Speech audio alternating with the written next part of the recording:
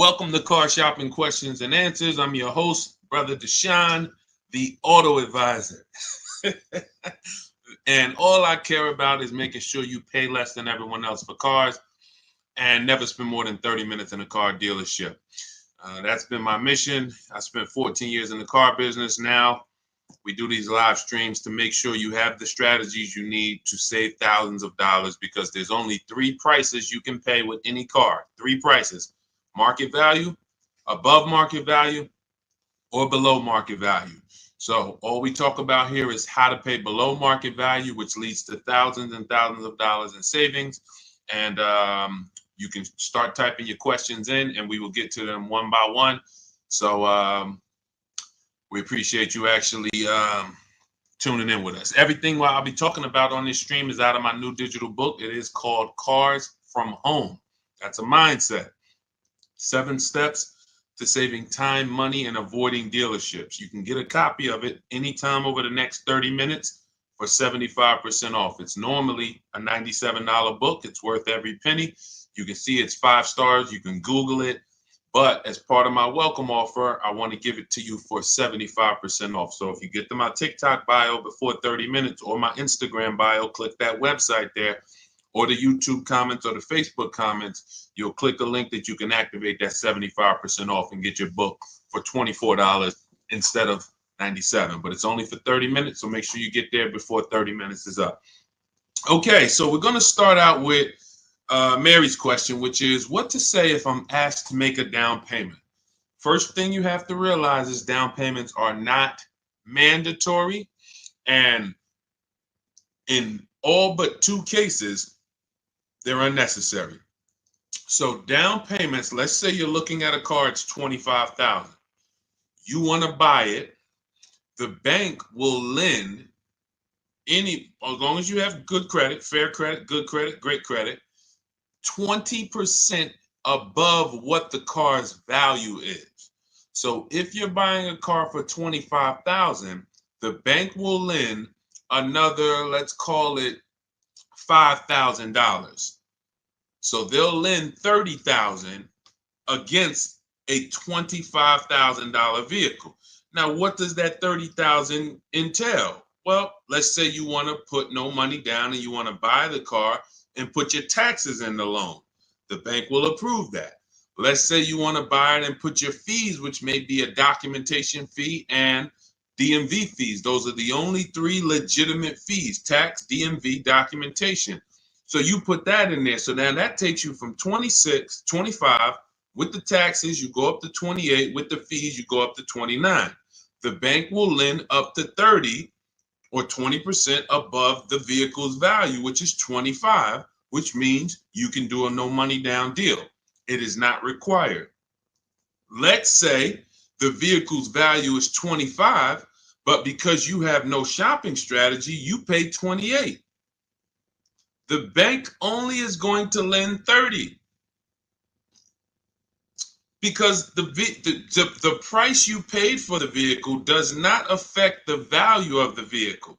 If the value was 25 and you paid 28, the bank's lending 30. Now, the same is true if you get a big discount. Let's say the value of the vehicle is 25 and you get it for 20.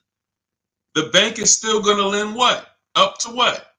Come on, type in the chat so I know who I'm talking to. I need to make sure I'm talking to the locked in people. 30, exactly. So the loan to value ratios don't change regardless of what you pay for the vehicle. Now, as long as you are trying to get a vehicle and be with everything you want to add to your loan is within the loan to value ratios, money down is not necessary, no matter what they tell you. But what you have to understand is if you come over and you have $5,000 of negative equity, now we have to take that into consideration. Can we do a no money down deal with $5,000 of negative equity? Possibly. It's going to go back to 20% above what the vehicle's value is. So you heard, oh, maybe I get a discount, get me a nice deal, below market deal, knock $3,000-4,000 off. and I can bring over more negative equity. But the only two people who cannot do these no money down deals, and more than the majority of it, is the negative equity people, because you just have too much baggage you're bringing over. And then if your credit is too bad, where you're trying to finance everything, but even with credit being bad, they're normally just charging you a higher interest rate. They're not usually, sometimes you'll see a lower loan to value ratio, but typically the 20% is going to be customary. So it's really the negative equity that stops people from doing no money down deals in most cases. When I was at Mercedes, some of you know I worked for Mercedes for 5 years. People with 800 scores would leave with no car, negative equity. So if you have a lot of negative equity, your goal is to find a car that you can get a huge discount off of, something like, $7,000, $10,000. Even if you look at somebody like Tiffany bought her Mazda using our strategies, using the strategies in my book. She got $6,530 off. Now that's a $44,000 vehicle. So if she had $6,000 of negative equity to bring over, she could do it, because she got a $6,500 discount off the car she was buying. So this is the basis for understanding no money down, Mary. And a key is for you to understand, you need to be shopping for the price of your vehicle, the vehicle you're going to buy.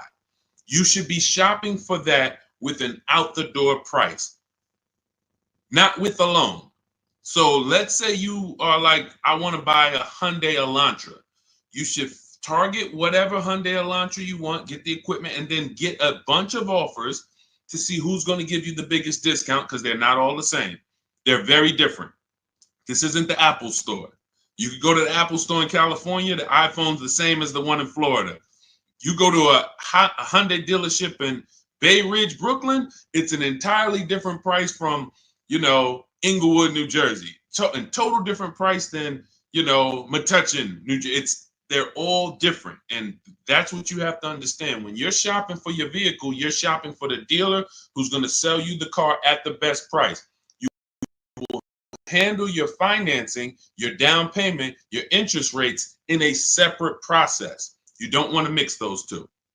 Okay? That's a good start for you understanding that you should not be in a position where they're telling you make a down payment, unless you put yourself in that position. You follow what I just talked about over the last three minutes, then you should not be in that position. You should understand when a down payment is not necessary. And almost anyone can do these deals with no down payment. Go ahead, Dolan. Let's shoot the next one up. Keep typing your questions. We'll keep getting to them. What's up, Josh? Thank you for liking the video. I see you.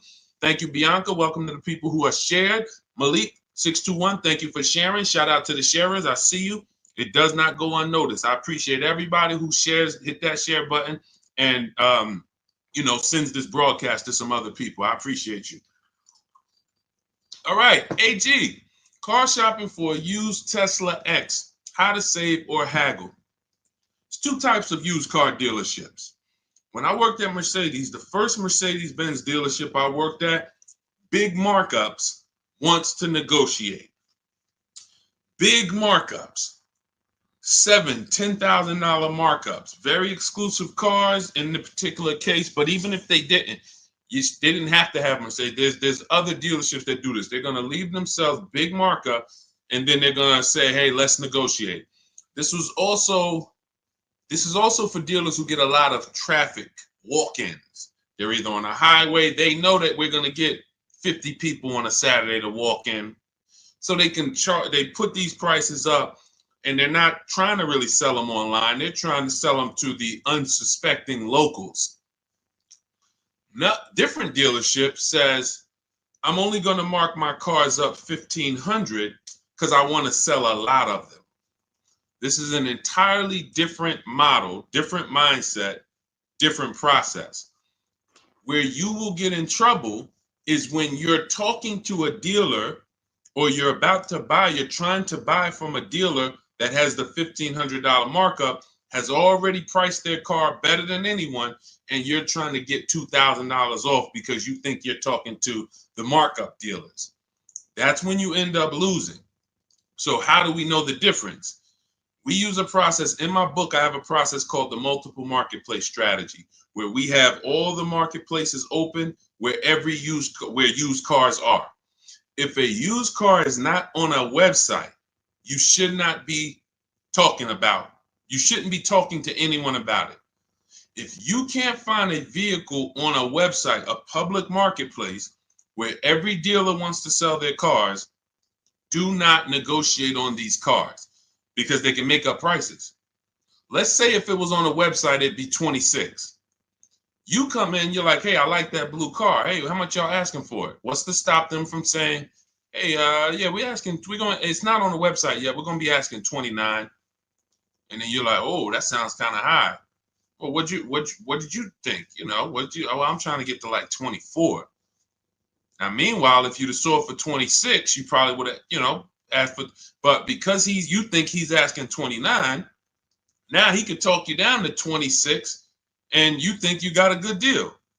Meanwhile, the price they should have listed it for was 26 to begin with. So that's why it's a dangerous, unwinnable game to ever negotiate with a used car that you can't find on a marketplace, public, because that's where their competition is. So we're going back to our system. We're opening up all the marketplaces, CarMax, Carvana, Driveway, eBay Motors, Cars.com, Auto Trader, Car Gurus, and Carfax. 8 marketplaces. Now, all of these marketplaces have different cars. And sometimes you will see a marketplace that has a car here for 34, but the same car is on another marketplace for 32 because they lowered the price. But because you only look at Car Gurus and you're not looking at Carfax, you didn't see that when they lowered the price, this website updates faster than this one. So that's why we're on 8 marketplaces. And then we're narrowing it down based on the first thing you need to do is look at assess the market, I call it. In my book, in my multiple marketplace strategy, this is called assessing the market. What's the low prices? What's the high prices? Where the low side at? Low side is around 22. Okay, I see that. Now, the 22s are going to be garbage cars, accidents, frame damage, title messed up. But every now and then you see one for 22.5, 23, and it has a good Carfax and it has good service record, but it may not be the color you want. So now that has already set the market for you. I want it black, but I see a white one here. It has everything I want, but it's not the color. That means the low side of the market for that car is that. That's assessing the market. So now we're trying to find a vehicle there because, again, there's 3 prices that you can pay for any car. Market value, that's what negotiators pay. Above market value, that's what people who don't negotiate, can't negotiate, don't like negotiating pay. And then you got below market value, which is what people who use competitive bidding and put dealers against each other pay. Now, when we look at these low market, now we're trying to see, do we wait for a vehicle to pop up and can we screen down a couple vehicles to get to a top 3 or top 5 best choices? Once we do that, those are the vehicles, AJ, that we're going to see if we can make a final deal on, because they're already at the low side of the market. So what's going to happen? Either they're at the low side of the market and you're dealing with a dealer like the first Mercedes dealer I worked up, meaning they're not going to sell the car for that price. They're going to try to mark up prep fees and marketing fees and all types of bogus fees, but they want you to come in first. They're not going to put that online. They want people to come in and say, hey, I saw this car. And then by the time, who's ever sat down, be honest, if you've ever sat down, you came to look at a car, they were asking like 22. But by the time everything got added up, they slapped like $7,000 more on it. Warranties, all types of stuff. And you're like, wait, who's had that happen? Type me if that's happened. And I need you to dialogue. Listen, I'm talking to the locked in people. Right, I see you, Josh, 100%. Okay, so this is a tactic. Look, absolutely. So this has happened to Judy, a lot of people. This is a strategy. It didn't happen by accident. They're purposely depending on people coming in, not calling in advance, and then they want to negotiate with them. Goes back to the first deal I said about the first deal I worked at. They want to negotiate. So the prices are so now that's what we verify. That's what we're only calling those top 3 to 5 dealers and saying, hey, besides besides the price here online, what fees do you charge? Once they say, oh no, tax, title, fee, doc, all right, now we know our last step is we need to get the original window sticker price so we can find out the true discount. Because we need to know, AJ, if we're dealing with a dealer who has the markup or not. And we never ask them for a discount over the phone. We go there because you got to understand these. I'm telling you how dealers operate because I've been inside. Every dealer who puts a used car on a website, we use a tool called vAuto. It tells us where the vehicle we have priced at, where it ranks in the pricing. It'll tell us if we're in the top 3 best prices within 50 miles. It tells us that. So when you ask them for, hey, can you take off $2,000, $1,000 over the phone, especially if the car just got there, they're going to say, nah, listen, you can come in, we can see, but the car just got here. What we do is we drive there. We already know it's the best price on the market. So either way, we're coming home with a car. Unless it just doesn't drive well or something like that. Every now and then that happens. But usually when we leave and we know we've done our assessment from home, we're going to make that deal. That's how I did with my Infinity truck. I just had to test drive it, lock the deal up. When we do that, that's all we're doing when we get there. And we already know. Now, what we'll do, we'll ask them, hey, could you take off another $1,000? If they have it, they'll do it. If they don't, they might say, listen, we don't have it. The car just got here. I only got the car marked up. You see, we know they're telling the truth because we've done the research online. So now you know if you're programmed to only, hey, if I don't get 2,000 off, 3,000 off, then I can't buy it. And you're going to miss the dealers who want to, they literally put their cars online. They want them going in 24, 48 hours. They make sure they're the best price. And they sell lots of used cars. You go in there trying to get 2,000, 3,000 off from them, you're missing opportunities. That's how it goes. Okay, this is all, that's all part of my multiple marketplace strategy. It's in my new digital book. It's called Cars from Home, 7 Steps to Saving Time, Money, and Avoiding Dealerships. As part of my welcome offer, you can get your copy for 75% off, but it's only for 30 minutes. So you go to my TikTok bio or my Instagram bio, the YouTube comments, or the Facebook comments. You won't pay the normal $97 price, but it's only for 30 minutes. And then you'll have everything we'll be talking about on the stream step by step. Go ahead, Dolan. Next question.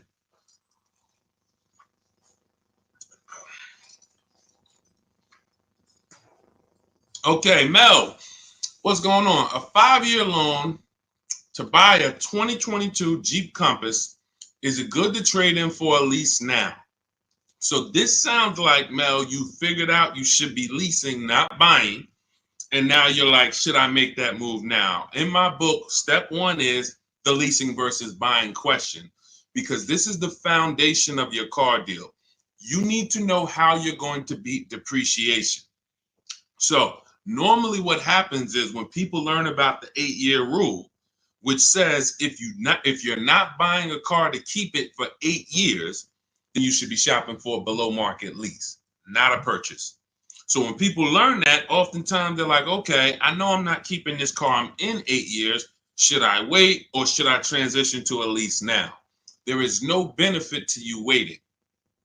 As long as your equity situation isn't so bad where it's going to stop you from transitioning to a lease, the play is to move to a lease as soon as possible, because you're not going to get the money back you're putting into owning these cars.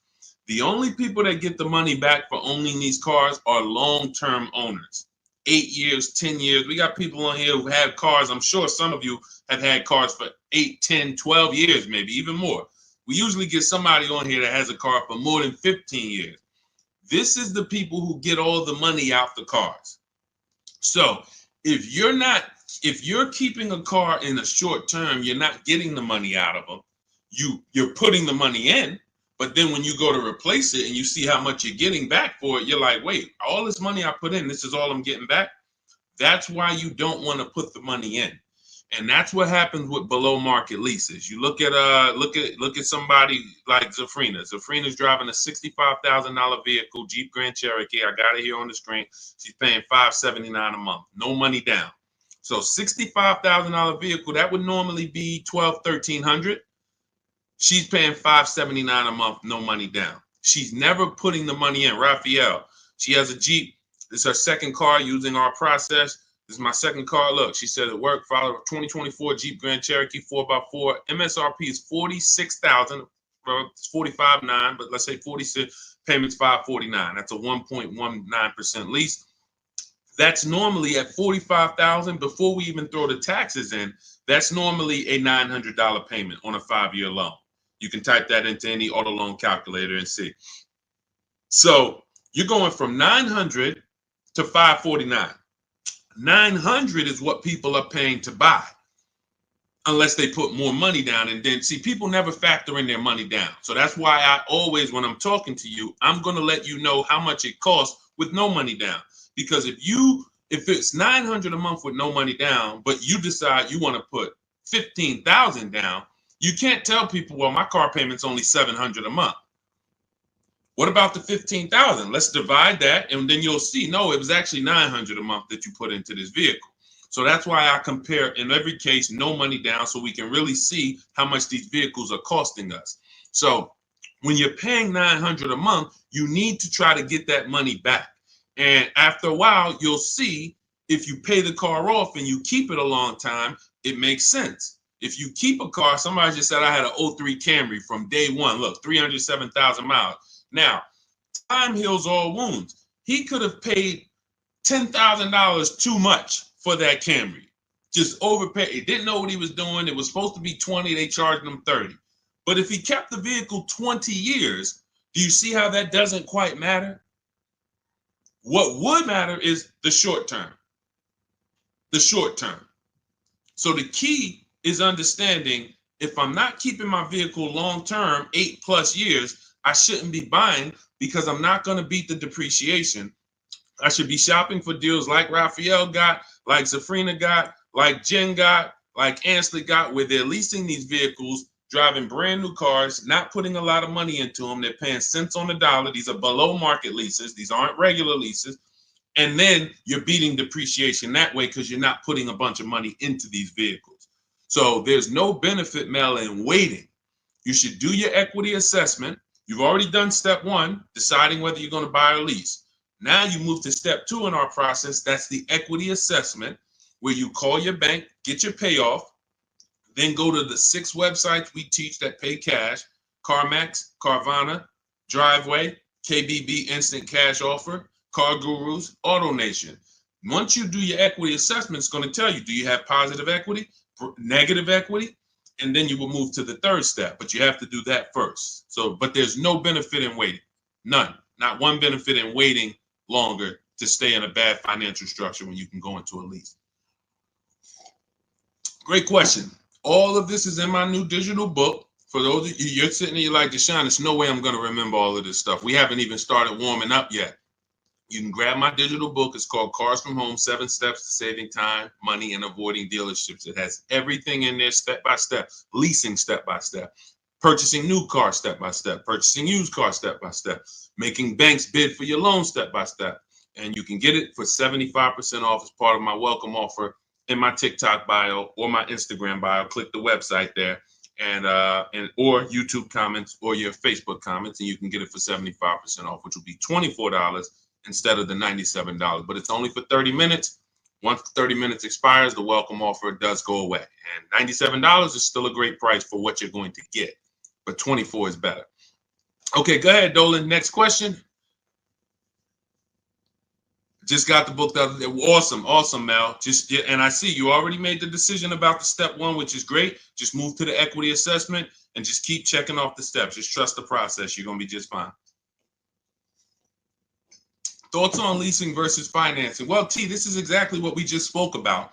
I have a very clear rule. It's called the 8-year rule.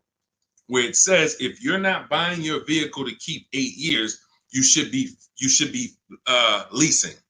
And not just getting any lease, you need to get a below market lease, because some people will tell you leasing, this is when you know it's bad. When a dealer tells you leasing is the same price as buying, you're dealing with an 80% dealer, which means they are going to charge you a lot of money.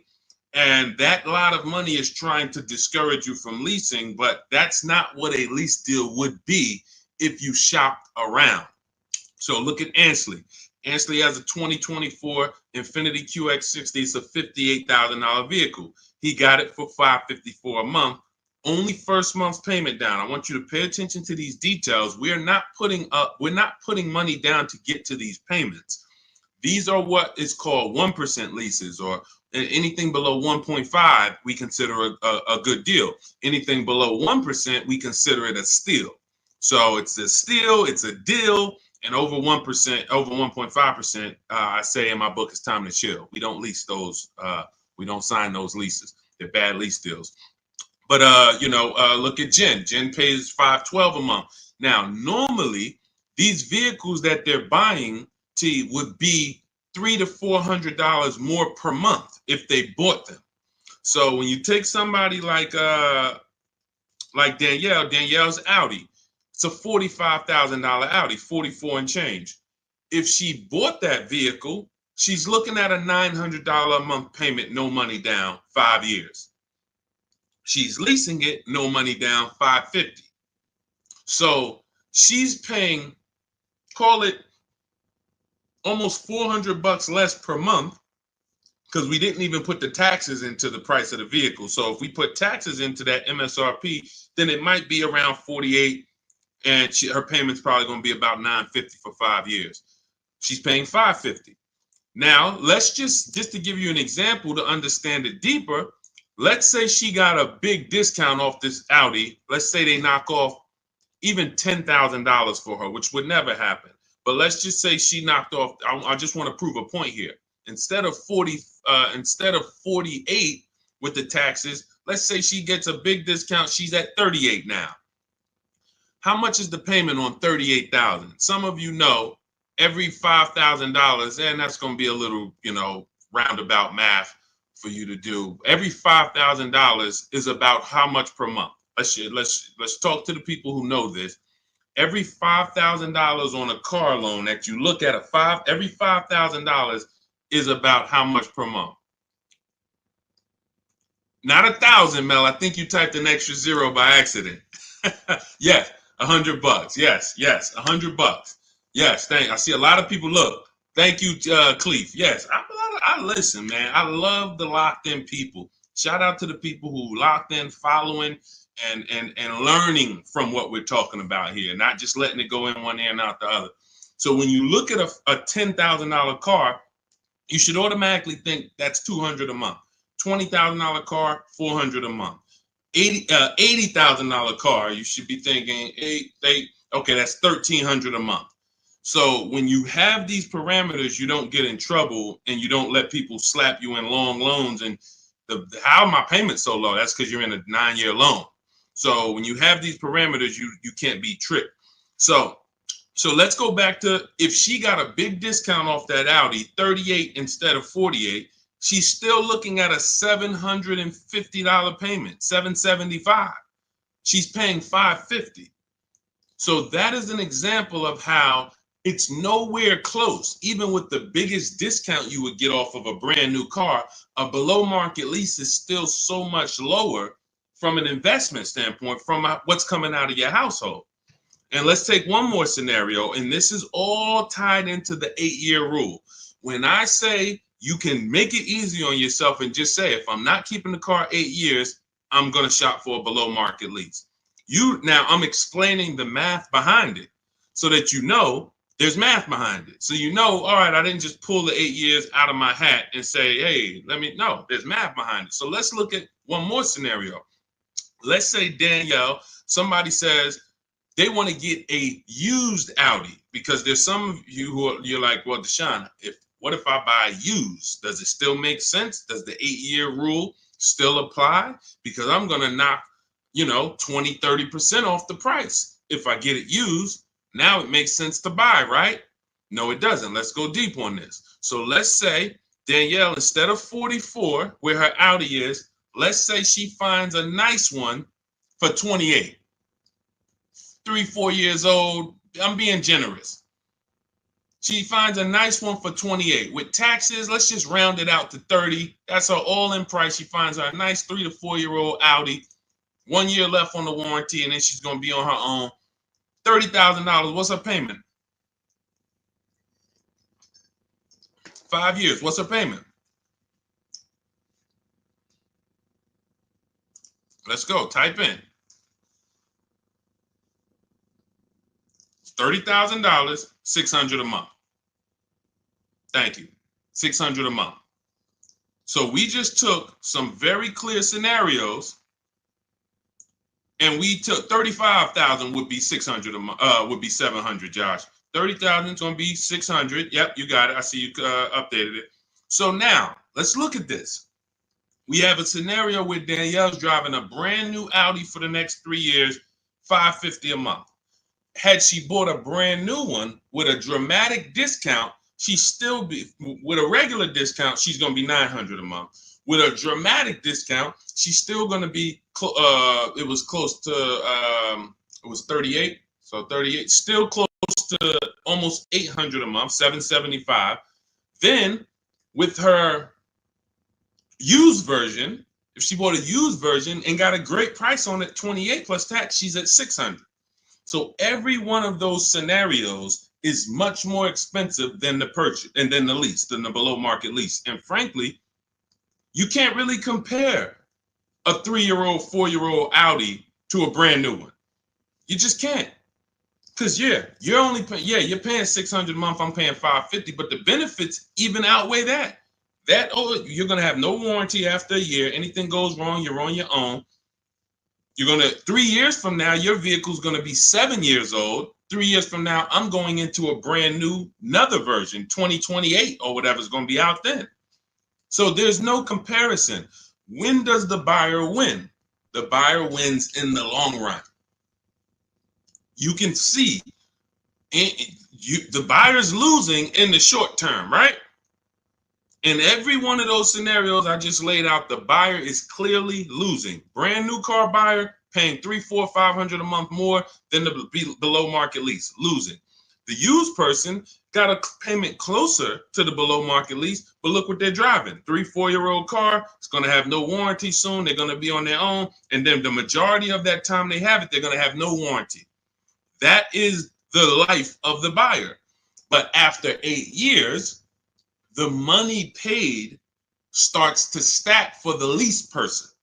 Because if I'm paying $550 a month, all right, let's say Danielle gets 3-4 Audis in a row. She just got 4 Audis, every single one of them, she gets below market deal $550.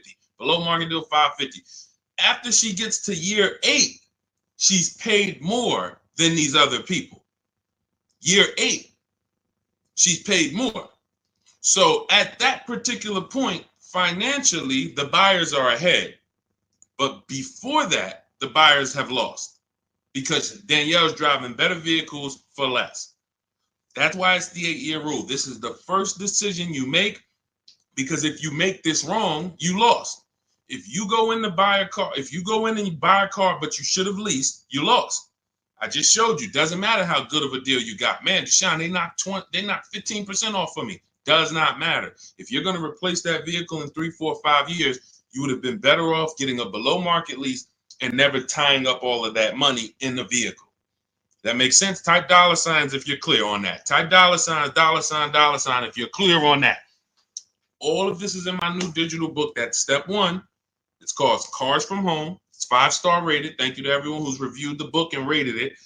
And it's called Cars from Home, 7 Steps to Saving Time, Money, and Avoiding Dealerships. That was step 1, which is our leasing versus buying question. That's how we put our deal on the right foundation. And that's the most important question. It's literally called that in the book, the most important question. How many years are you going to keep the next car? That's when we decide leasing versus buying. So as part of my welcome offer, you can get your copy of Cars from Home for 75% off in my TikTok bio or my Instagram bio. Go to click the picture of me, click the website.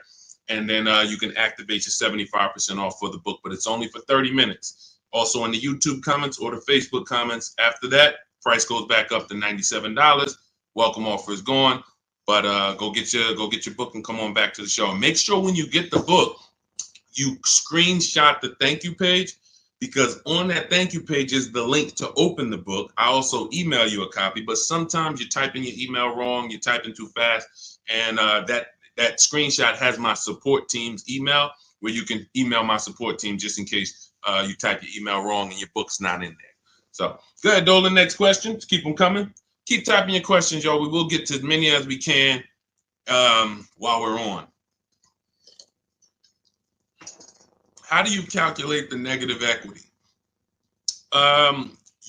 This is a great question. Negative equity, you want to calculate based on your highest possible offers. When you calculate your negative equity based on anything but your highest offers for your vehicle, then you are now putting yourself in a position where you have more negative equity than you would have. So let's say you go into a car dealership, which we never do, and talk numbers. We go into a car dealership, test drive, pick up our car, but you're there, you're talking numbers. Now they look at you and they tell you your car is only worth 16. You have $6,000 of negative equity. That means you owe 22. So your car's worth 16, you owe 22. They're telling you you have $6,000 of negative equity. Now, the problem is, if you believe that without actually doing what we call the equity assessment, which is getting bids for your car from companies that pay cash. They buy cars same day, you come out, or sometimes they send an inspector. It's a very quick process. They cut you a check and they pick up your car, right? There's 6 companies we use right now to do that. Carvana, CarMax, Driveway, Kelly's Blue Book, Instant Cash Offer, AutoNation, and Car Gurus. Now, these 6 companies bid, we get their bids. Now, let's say CarMax decides they can pay you $19,000. You owe 22. How much negative equity do you have now? The dealer, your car was only worth 16 to them, but to CarMax, it's worth 19. So instead of 6,000 negative equity, you only got 3,000. But if you didn't get the highest offers for your vehicle, your negative equity is going to appear larger. It's going to be larger. And it's not because it should have been. It's because you didn't employ strategies to maximize your vehicle's value by putting it on the open market. You wanted to do a quick deal and you took less money than you could have gotten trading in a car. We don't do that. So, Mary, we do the equity assessment. That's going to tell us right then and there how much negative equity we have or how much positive equity we have. It takes 15, 20 minutes to do. Just go to those 6 sites. That's in my book, Step by Step. That's step 2, the equity assessment. Once we actually decide whether we're going to buy or lease, that's step 1. Now we move to step 2, which is the equity assessment. We don't move forward until we found out what our equity position is. Okay, does that make sense? All right, go ahead, Dolan. Next question. And some of you are going to find out that you have more equity than you thought, and you don't have to wait to sell your car. So, I've had people who thought they had to wait until the car was paid off. If you ever, you might have thought, Sean, I thought I had to have my title to sell a car. No, you don't. You can sell a car you still have a loan on. Absolutely. And the reason I know this, people think this way, because when I was at the dealership, people would walk into the dealership. I get a guy who's like, hey, is that the new version there? That's the 2020 whatever. I'm like, yeah, that's the one just came out. He's like, all right, I got 3 more payments left, and then I'm gonna come see you for that. I'm like, what? Hold on, let me talk to you. Because someone told him, and it could have been based on 30 years ago. Maybe there was a time when you couldn't sell a vehicle without paying it off and having the title. I don't know. But in this particular case, it makes no sense to run a race, pay off a car, and then turn around and go get another car. You should be leasing. Because that's one of the downfalls of leasing is you always have a payment. Now, there's benefits there, but if you are buying and you always have a payment, because literally as soon as you pay off your car, you go get another car, and then you go get another car, and you always have a payment, you've never reached the reward stage of buying. So, IG, how would you know a car is below market value? Who to believe? CarMax? No, this is not. We don't believe companies.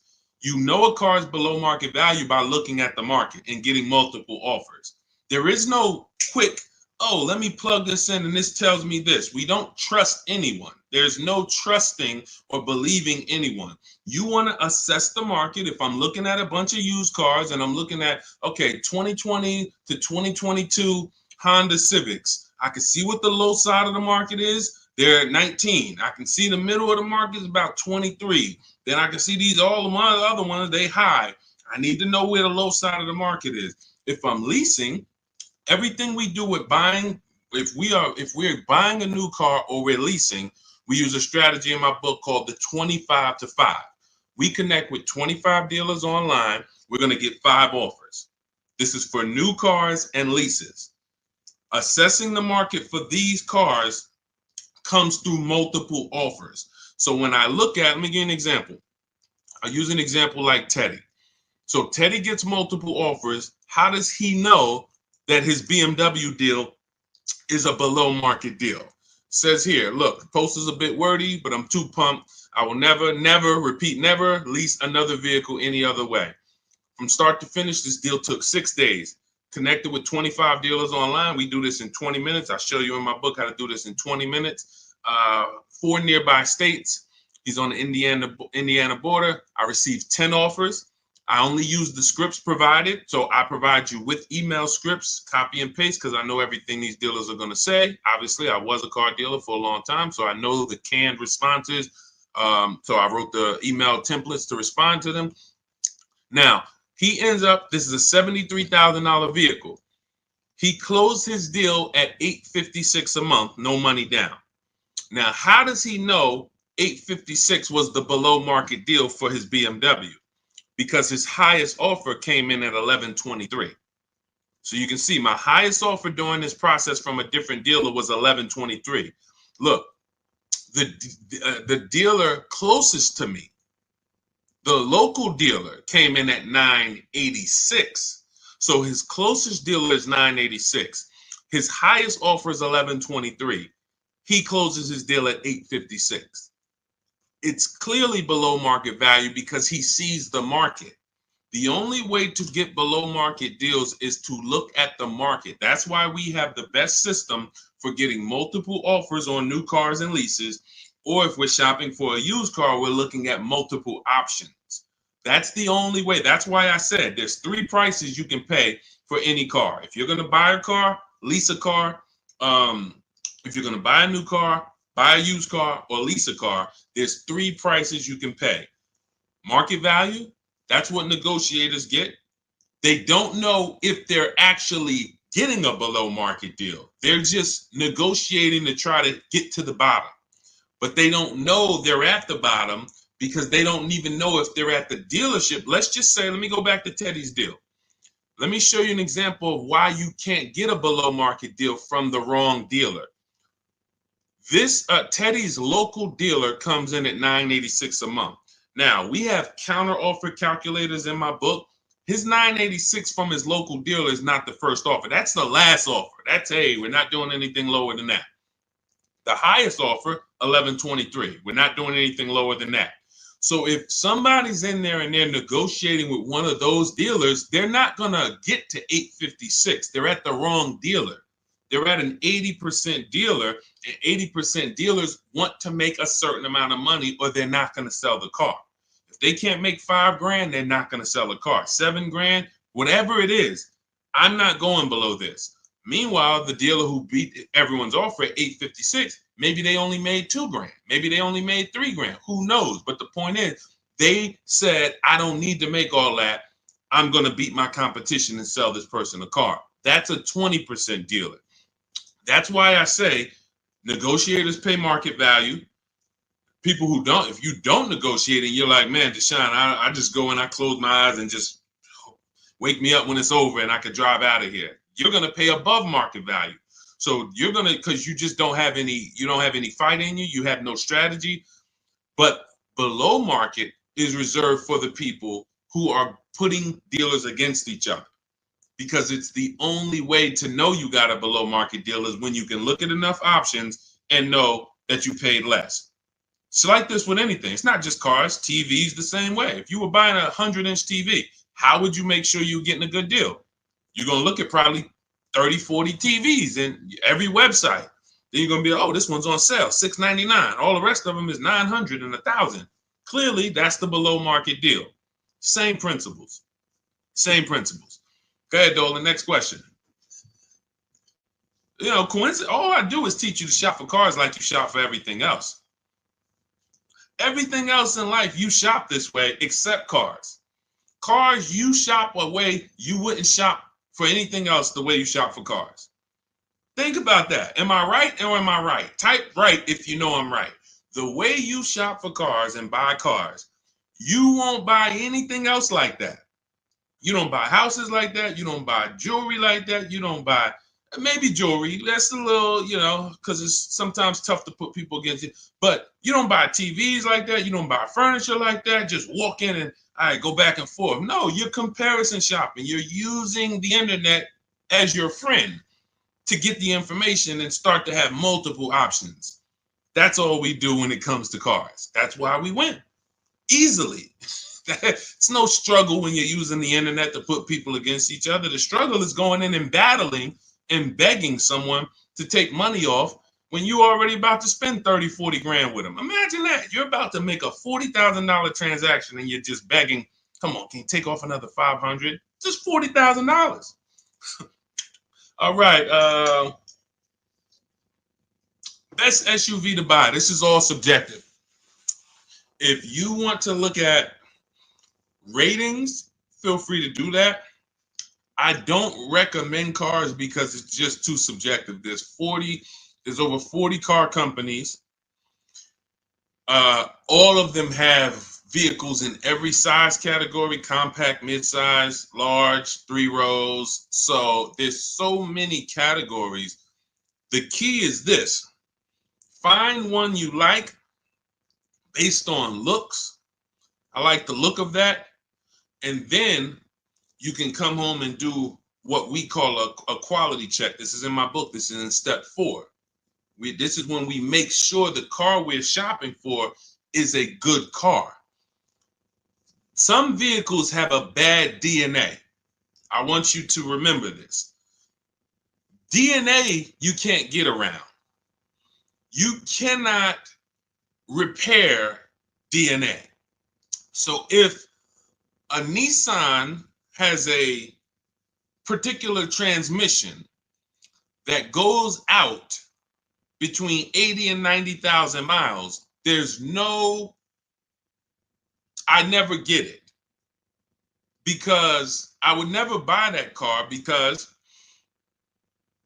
there's nothing I can do to escape what might happen.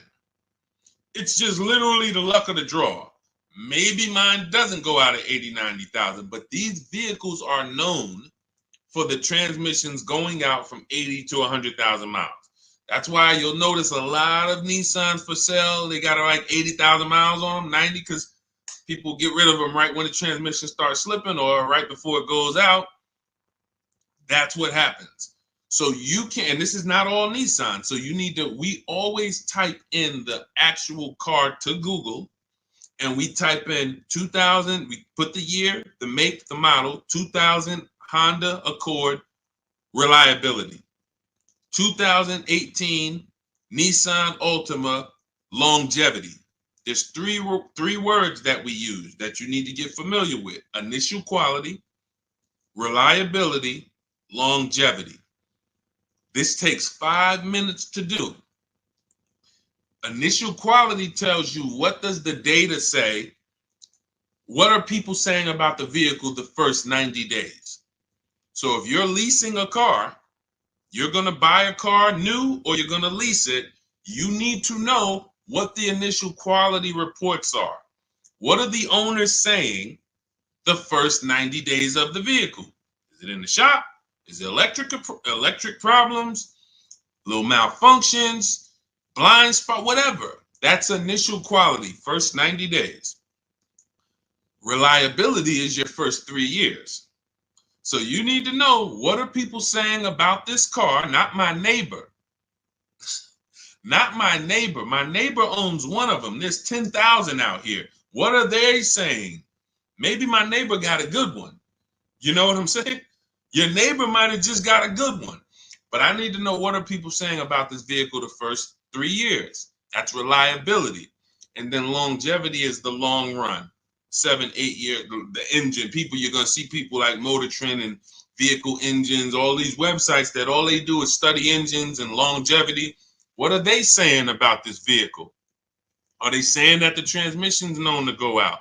Sometimes you'll type in 2018 Kia Sorento longevity and you'll see right at the top, with proper maintenance, these vehicles are known to last 200,000 miles. That's a good sign. Now all we need to do is make sure we're getting a good one that has been properly maintained. But that's the DNA. So when you ask the best SUV to buy, my goal for you is to avoid the vehicles that have bad DNA. They have bad data. Could be a year. Could be the 2018 was trash, but then they saw that the 2018 was trash and they changed it, and then they made a better 2019. So it's all up to the year. I appreciate it, Rob. Thank you so much. Go ahead, Dolan. Next question. That's in step 4. See, that's shopping, not buying. We have 7 steps in our process. Most important question, step 1, equity assessment, step 2, deal focused budgeting, step 3, shopping, not buying, step 4, multiple offers, multiple options, step 5, paperwork and protection, step 6, and delivery is step 7, pickup or delivery. That's it. So everything I'm teaching on the stream is always going to be out of one of those steps. And for those of you who have the book, here's what you should always be asking yourself. Where am I at in the process? What step am I at in the process? Because you've come from not having a process. So you don't know what to do first. Should I be thinking about my trade-in? Or, oh, matter of fact, wait, he said don't trade. And then, all right, when do I get my loan? Do I get a pre-approval? You don't know where these things go, what order they go in. But I do. That's why we created a 7-step process that accounts for everything. So you always want to be asking yourself, where am I at? What step am I on to make sure, all right, listen, why am I focused on budgeting right now? And I haven't even decided how many years I'm keeping the car. That's my first step. That's what it's about. Okay, Judy, my Jeep lease is up in 2 months. Strange lease of 5 years. Would you finance the car at the end? You've had the car long enough and you're not owning it. So whatever type of financial deal that you went in on this, it was not a good deal because you're paying way too long on a car that you're not going to own. That's the reason we don't buy our leases. We don't do 4-year leases. Paying too much, unless you're paying like $200 a month or something ridiculously low, where you add up all the payments, add them all up. Look at it. All right, I gave them $2,000 up front, and then I paid $400 a month, and I've been paying $400 a month for 5 years. That's 60 months. All right, wow. All right, I paid them a lot of money. Add that up, and you'll see, compared to the MSRP, I paid way too much for this car that I'm giving back. So that's why I wouldn't suggest you buy it, because if you're not going to keep it long term, normally with a lease, it's broken into 2 sides. It's a part you're going to use, and then it's a part you're giving back to them. You're not paying towards that part. Let's say it's 50-50. You could stretch your side out. You got to pay half this car. You could stretch that out for 4 years or 5 years. But it has nothing to do with that back end. You're still going to owe. If you want to buy this thing, you still got that other half. So I don't know what your lease deal is, but if it's structured like a normal lease, you've just broken down your side. You're not paying it. Now, if you've paid into the car, 60, 70% of the car, but I don't think you have, because that wouldn't be a lease. That would be a loan. That would be like, hey, I'm paying the car off. I paid it off for 5 years. I only got 2 years of payments left. I should only owe a small amount. If that was the case, then that's different. But on a lease, if you just took a 5-year lease, then you're paying your half. You're not paying towards the back.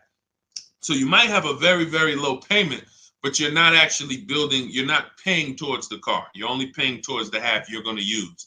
So in that particular case, I would give the car back.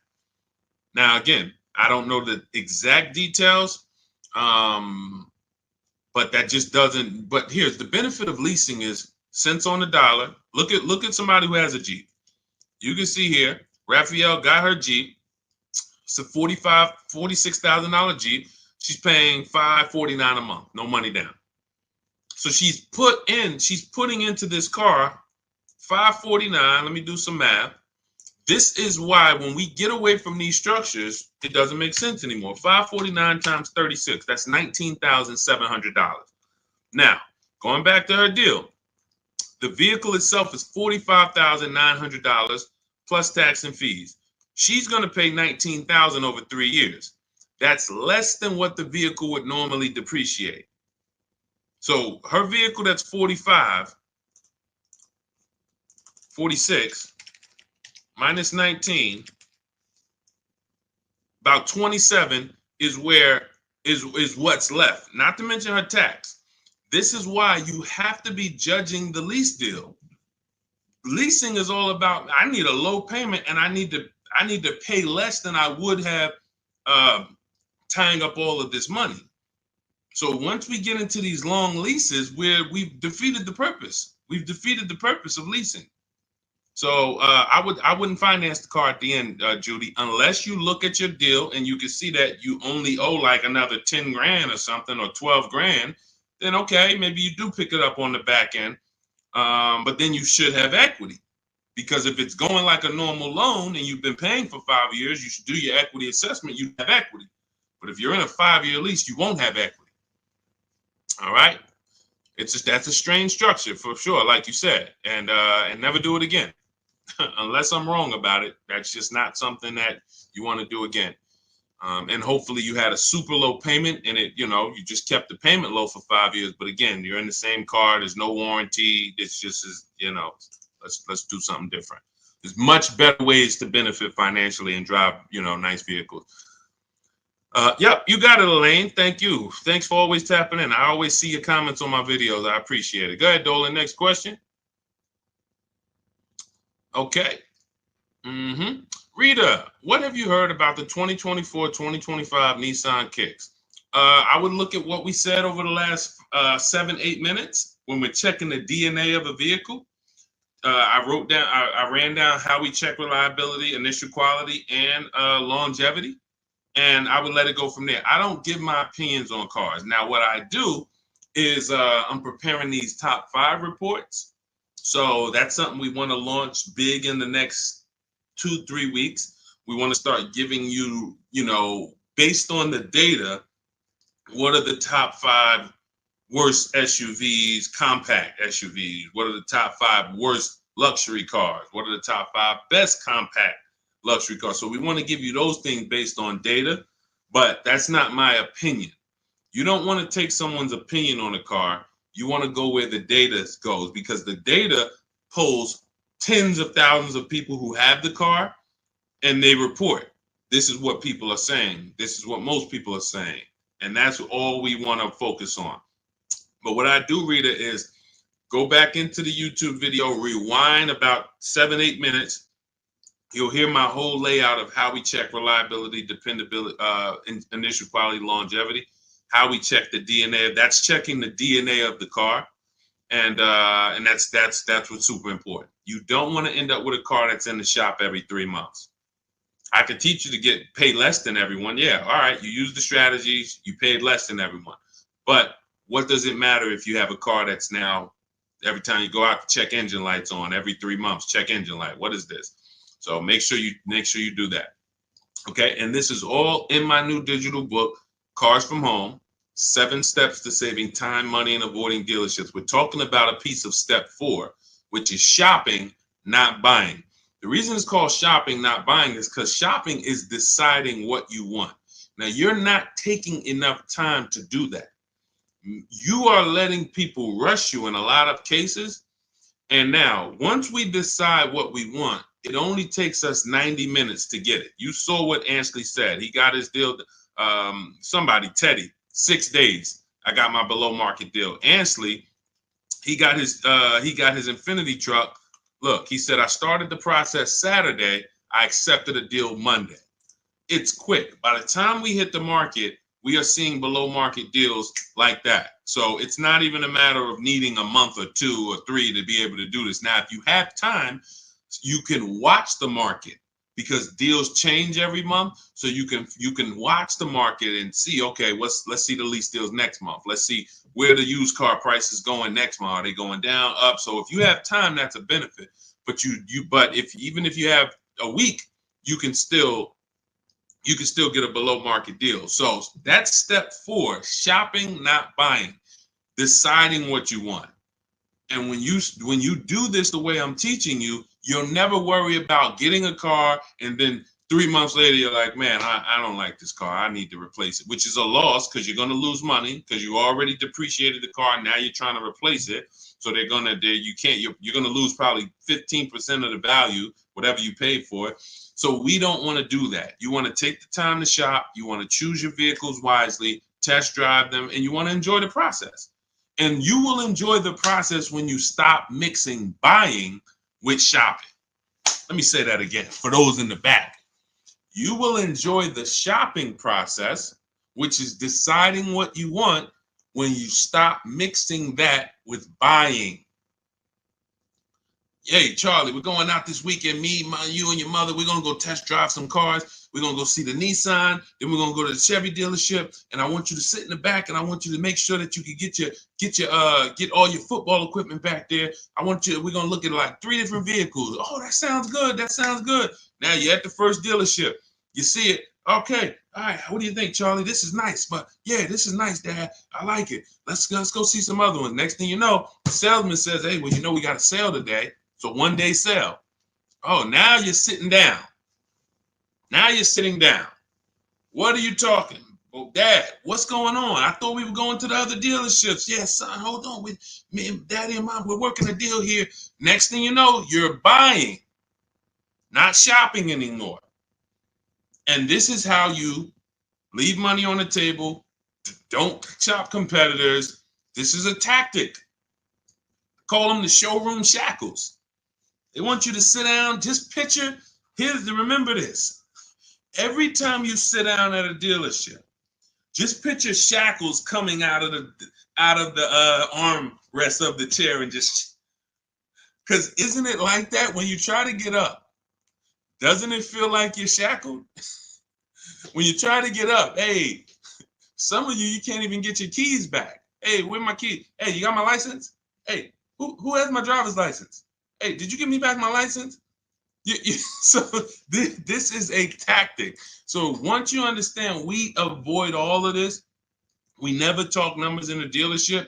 When we're there to shop, which is decide what we want, test drive, go home. If that's the vehicle we want, we will be reaching out to buy it from home, online, by email. And if you're going to do it your way, you can call around, you can call them, but do not discuss numbers at the dealership. It's a losing battle. You have no leverage there. Go ahead, Dolan. Next question. All right. If you're getting value out of the stream, can you type a $, $, $, just send $, $. Let me know you're getting value out of what we're doing. Every time I see the $, I appreciate it. It lets me know we're connected and you're getting what we're talking about. Thank you, Sherwin. Thank you, Raphael. Thank you, Rob. Appreciate you. All right. Listen, let's go. Next question, Dolan. Yeah. Thank you, Jeremy. I appreciate it. I see you. Thanks, Tracy. Which value guide do most lenders use to determine value? Probably NADA.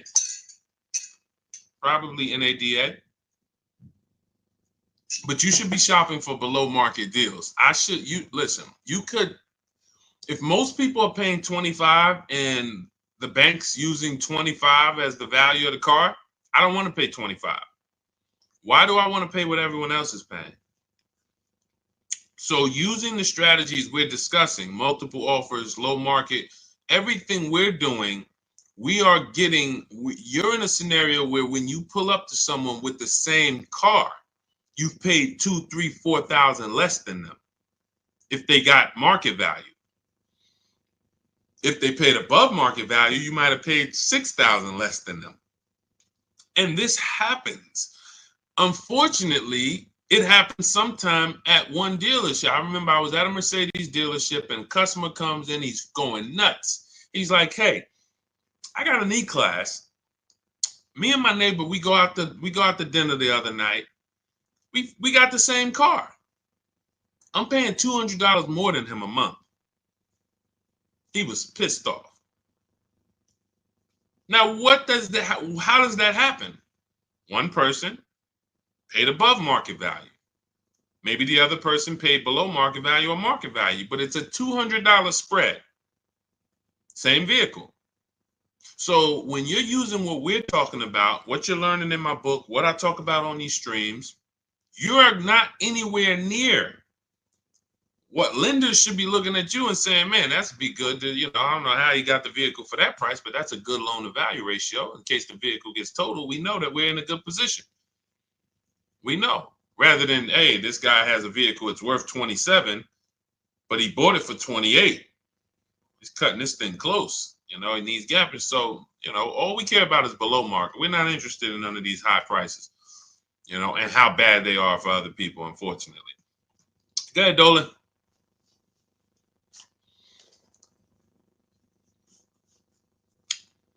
For Countess, does it matter what type of vehicle you lease? Well, every vehicle has a different lease program attached to it.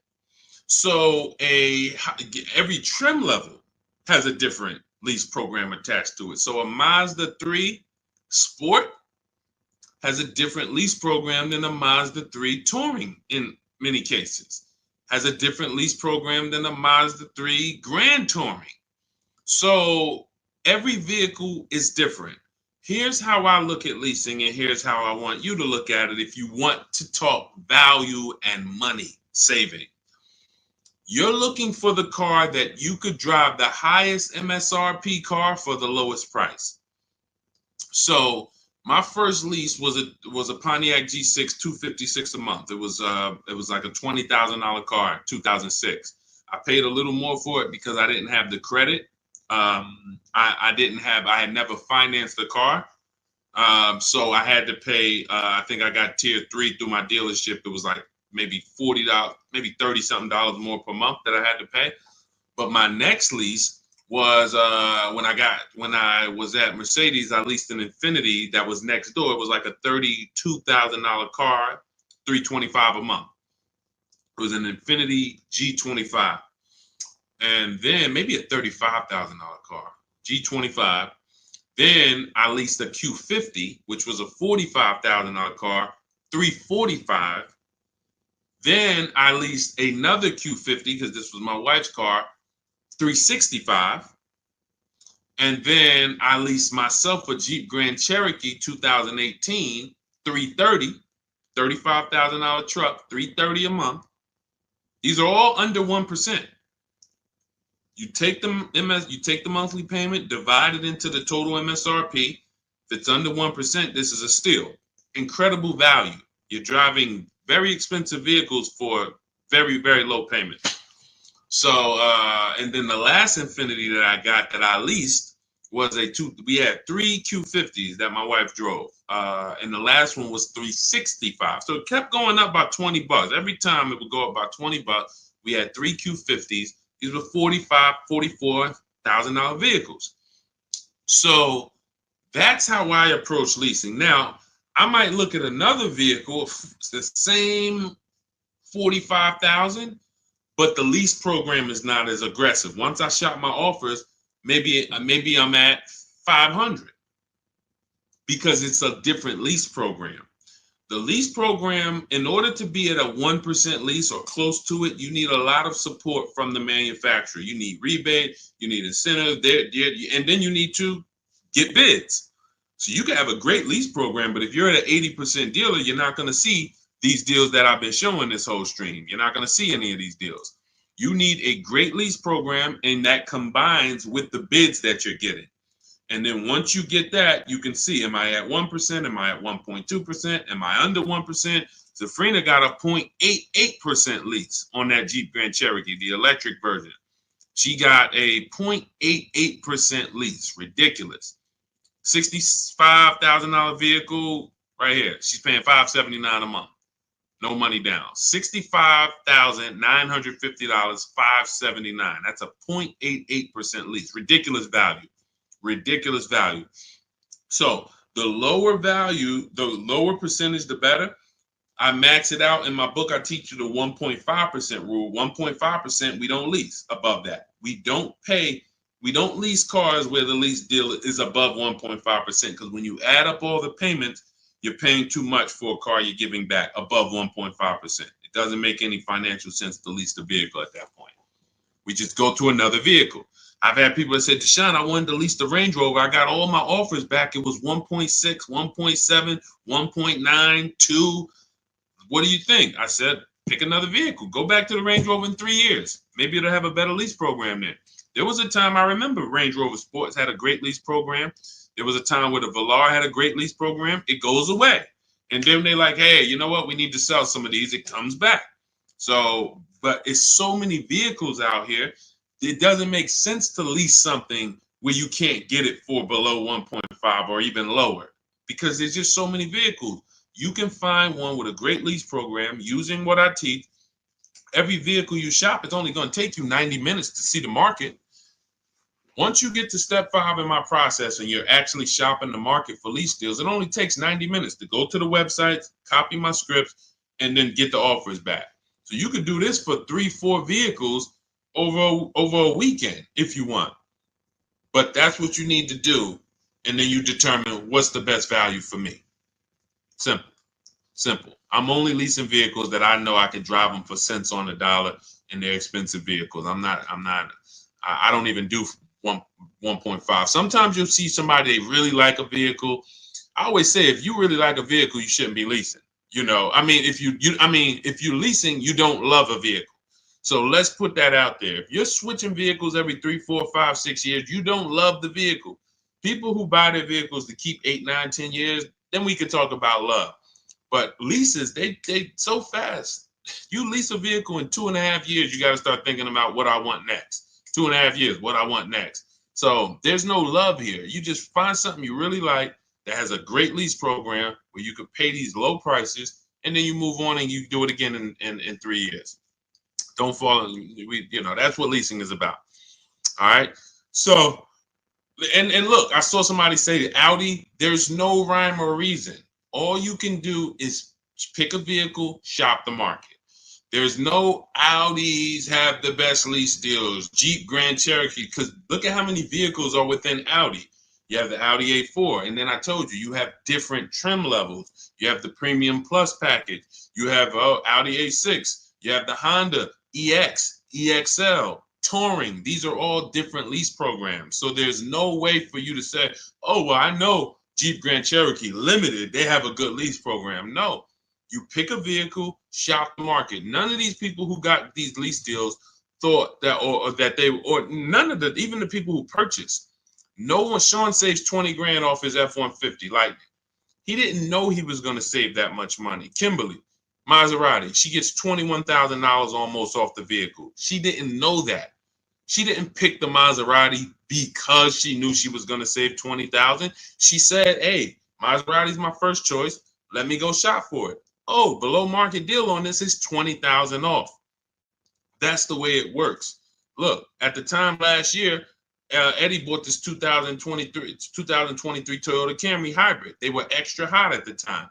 He shops his best offer at that time is $2,086 off of MSRP. They had no rebates. He got multiple offers, and he said there were several dealers still charging MSRP over MSRP.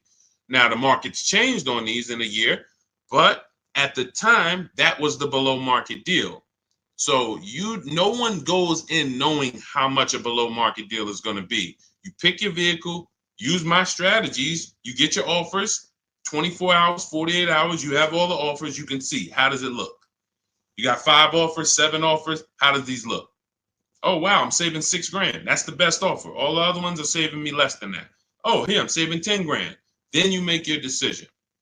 Simple. And once you know how quick it is to actually do this, it's going to blow your mind, because you're going to say, any vehicle I'm considering, I can shop the market on it in 90 minutes and know what the below market deals are. Very empowering.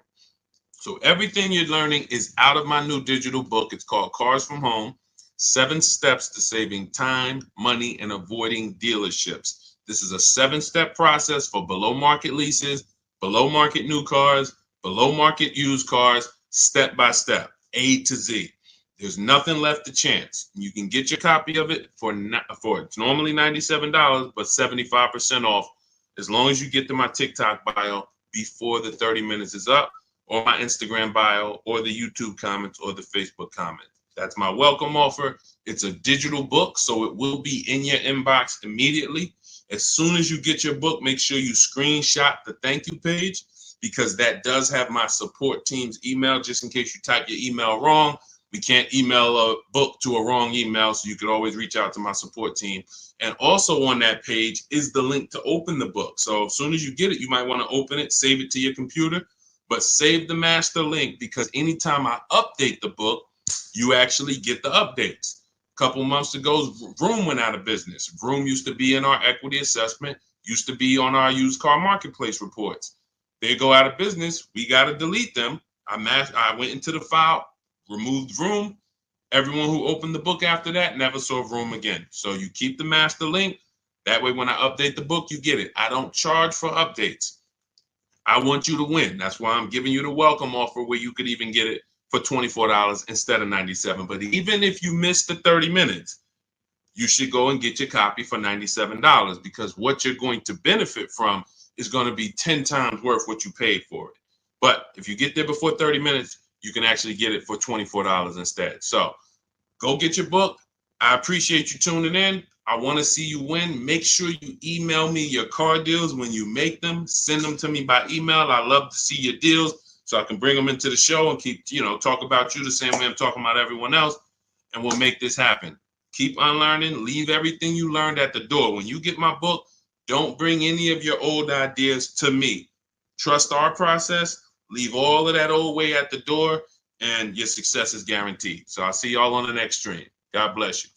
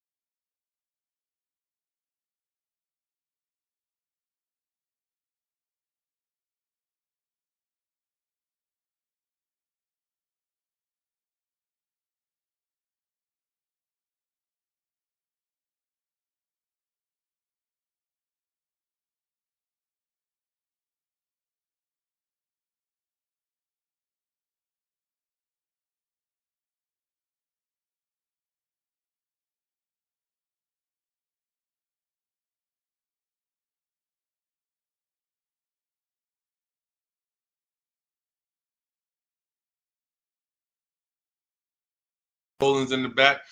Welcome to Car Shopping Questions and Answers. I'm your host, Deshaun, the Auto Advisor. This is all we do here, is make sure that you have the answers you need to shop the way you should be shopping in this car market, and in any car market. You should be putting dealers against each other. So all I do is make sure that you know what you need to do. We don't hold back. There's no fluff here. We get down and dirty.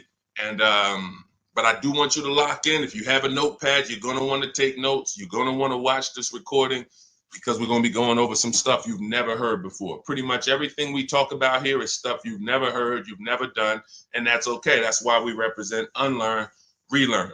All right, we got to unlearn the old way Everything on the show is sponsored by my new digital book, Cars from Home. Thank God it's 5-star rated. Thanks to everyone who's reviewed it. You can get your copy for 75% off in my TikTok bio, in my Instagram bio, in the YouTube comments, or in the Facebook comments over the next 30 minutes. You got 30 minutes to get 75% off, and that book will be in your inbox in 5 minutes. You'll have everything we're going to talk about on the stream and more. All right, so let's get started with the first question. What's a good mileage on a decent first car? Well, you want to look at mileage per year. So if you're looking at a car that's 5 years old, you want to consider average miles driven is 10 to 12,000 miles. That's average miles for a driver. So if you look at a 5-year-old car, 60,000 miles is just fine. You're looking at an 8-year-old car, 8 times 10, 80,000 miles, 96,000 miles. That's perfectly fine average miles for that car. Now, some people like to get below average miles. That's fine too. You know, anything above that. But here's what's more important than the mileage on the car. Service records, absolutely paramount. In fact, let's go to what really makes the car good or not, the DNA of the car.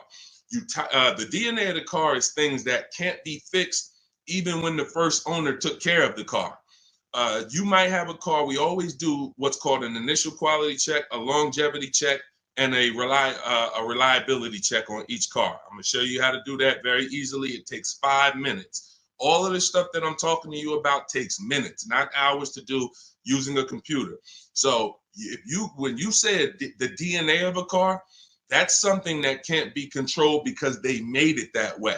So if you look at a car and it has bad electric issues, that's in the DNA of the car. Doesn't matter if it was taken care of, doesn't matter if they serviced it.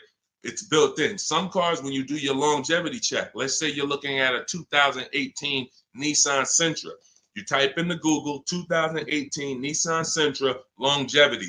You're going to see, hey, some of these vehicles have electrical transmission problems at 80,000 miles, 90,000 miles. It's in the DNA of the car. Doesn't matter if you got a good one.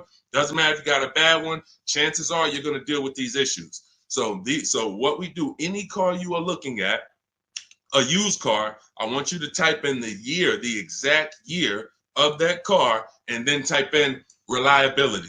That's going to tell you what they said about the car the first 3 years.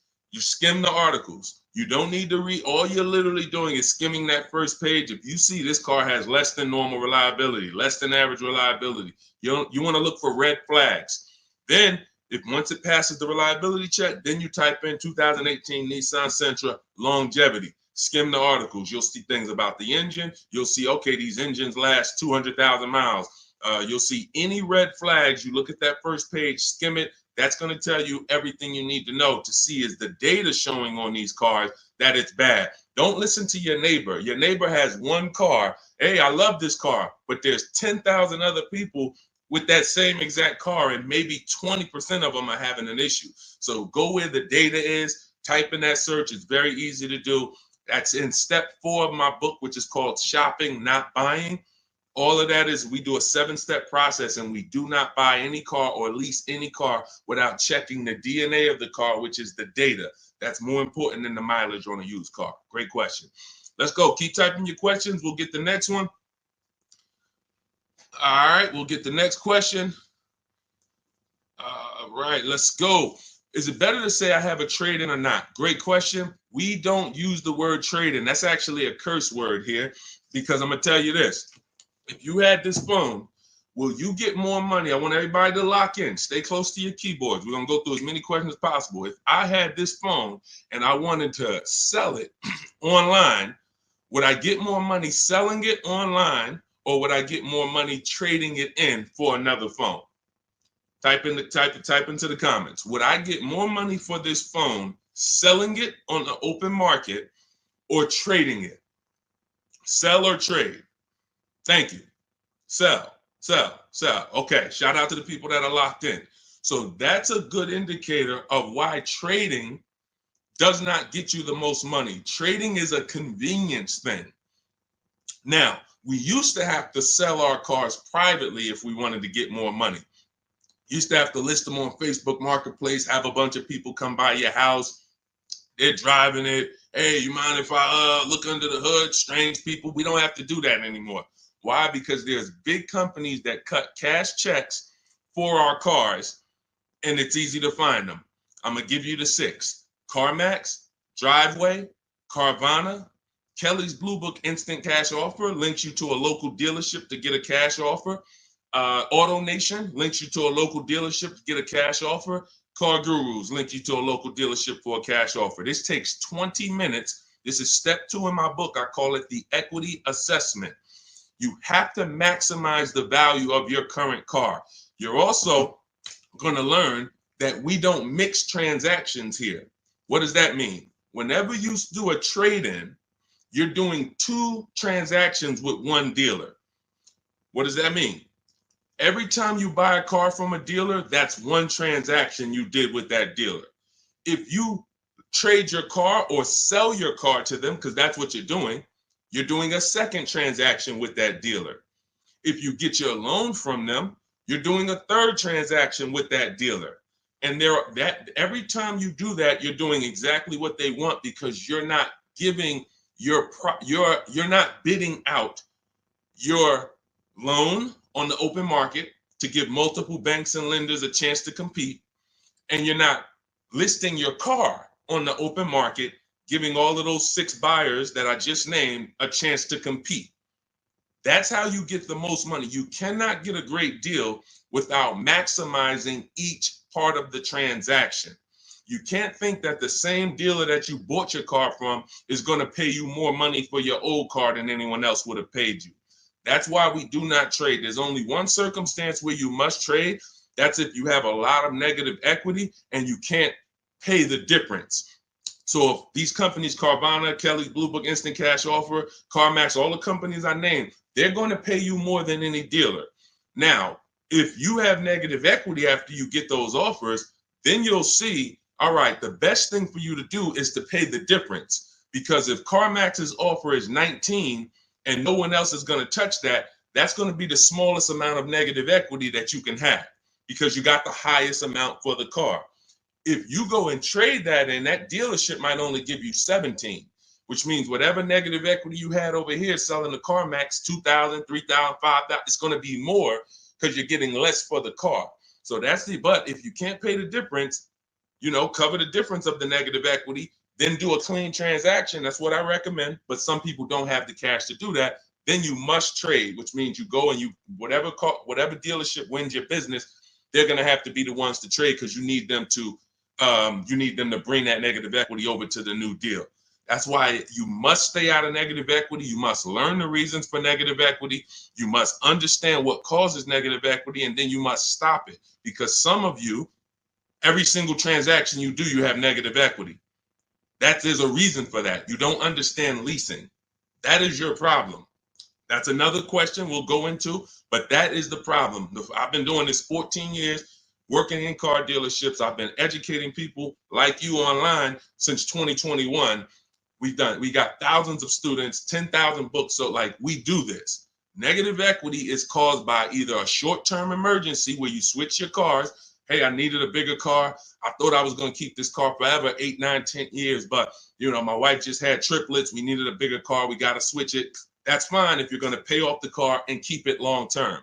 But if you're just switching cars, hey, I get a loan, 5-6 year loan, switch the car in 2 years, 3 years, roll the negative equity over. You keep doing that. The reason is you don't understand leasing, and you're in a financial structure that is going to penalize you for these short-term trades, and when you should be learning about getting below market leases. And we talk about that a lot on the stream.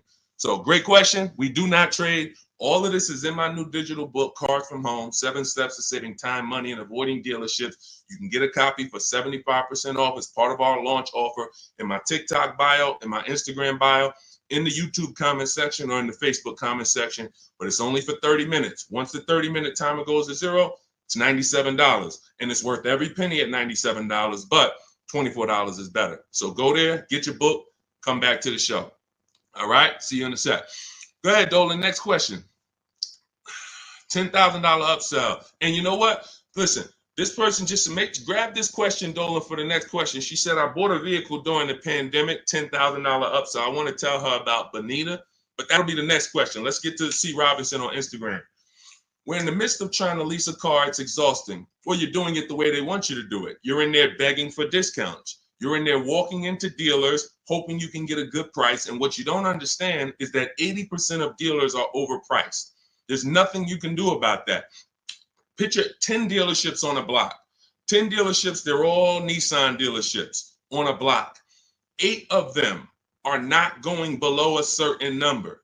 Doesn't matter how much you negotiate, yo, I'm not doing any better than this. And when they look at you and say, hey, Mr. Robinson, this is my best price, they're not lying. That's their best price. That's not their competition's best price. Their competition's best price is totally different. And what you have to learn is when you're looking at car dealerships, it's not like the Apple store.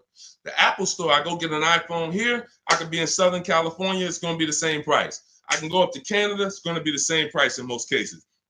This is a convenience aspect. They fooled you into thinking, oh, the Nissan dealer you're at, we're just the closest one, but we're all the same. They're not the same. They compete every single day to see who's going to sell more cars. They report their numbers at the end of the month. They're competitors. They sell cars for different prices. So what you have to now do is bring that competition into your car shopping. You cannot do it going from dealer to dealer. If 8 out of 10 dealers are overpriced, then you need to figure out, how do I talk to all these dealers or communicate with them at one time to where I'm going to be able to get numbers from all of these dealers or whoever has a car, and I'm going to pick the winner. That is what we do. That's why our entire mindset and philosophy is called Cars from Home. There's only 3 reasons we're in a car dealership: to test drive, then we leave; to have our car appraised if we're selling it to a used car manager, then we leave; or to pick up our car because they don't deliver. That's the only 3 reasons. We are not there to talk numbers. We're not there to find out what's the specials of the day. We do all of that from home, online. You have the internet at your disposal. You wouldn't walk into a store to buy a $2,000 TV. Nobody would. No one who wants to get a good price on the TV, you'd be at home looking at all the TVs online and then saying, okay, boom, that's the best one. And you can make that decision in minutes because you have the internet at your disposal. It's the same way with cars. We have the online shopping system that allows you to get 5 offers because you must get 5 offers. I just told you 80% of dealers are overpriced. So that means 4 out of 5 dealers are overpriced. When you walk into Nissan and say, hey, there, can I get a quote on a lease? And they give you $799 a month, you leave saying, man, Nissan's expensive. No, Nissan of Bergen County is expensive. Nissan of Bay Ridge is expensive. You need to understand that that is one dealership. And when you grasp that, you won't be going into dealerships to get prices anymore. You'll be sitting at home like we do, getting prices online so that you can see. When you go to my book page, you'll see dozens of people. We share all. I've helped so many people learn this. I'm so fortunate because once I saw that they were able to do this, it just made me say, let me keep sharing their stories. See, anyone knows, okay, Deshaun, you've been selling cars 14 years. You've been doing this since 2006. Obviously, you can get great deals. That's why all I do is share what my people who learn from me get, their deals, because they're all that matters. So you want to get 5 offers, Mr. Robinson. It doesn't matter if you're going to call and do it. Talk to sales managers. If I was calling, I would be calling and talk to salesmen. Now, who does not like talking to car dealerships? Type me in the comments. Stay close to your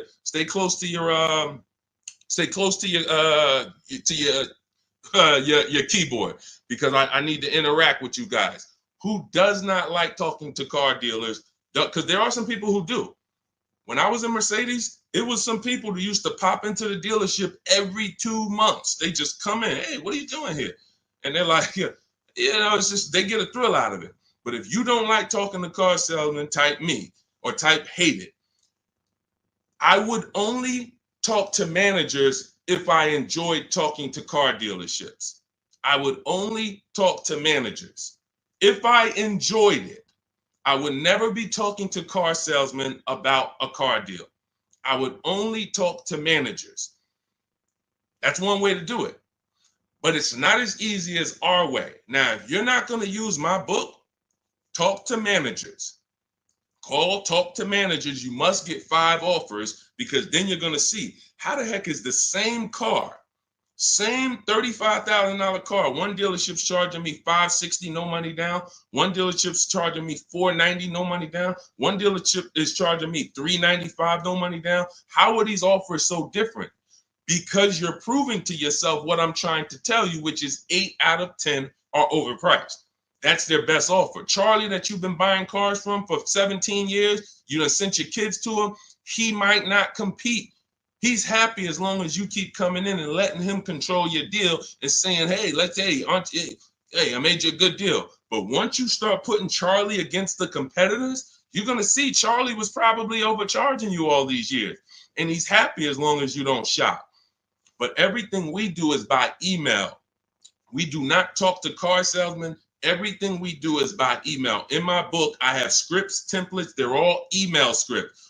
I'm not giving you script. Hey, don't ever say you don't have a trade-in.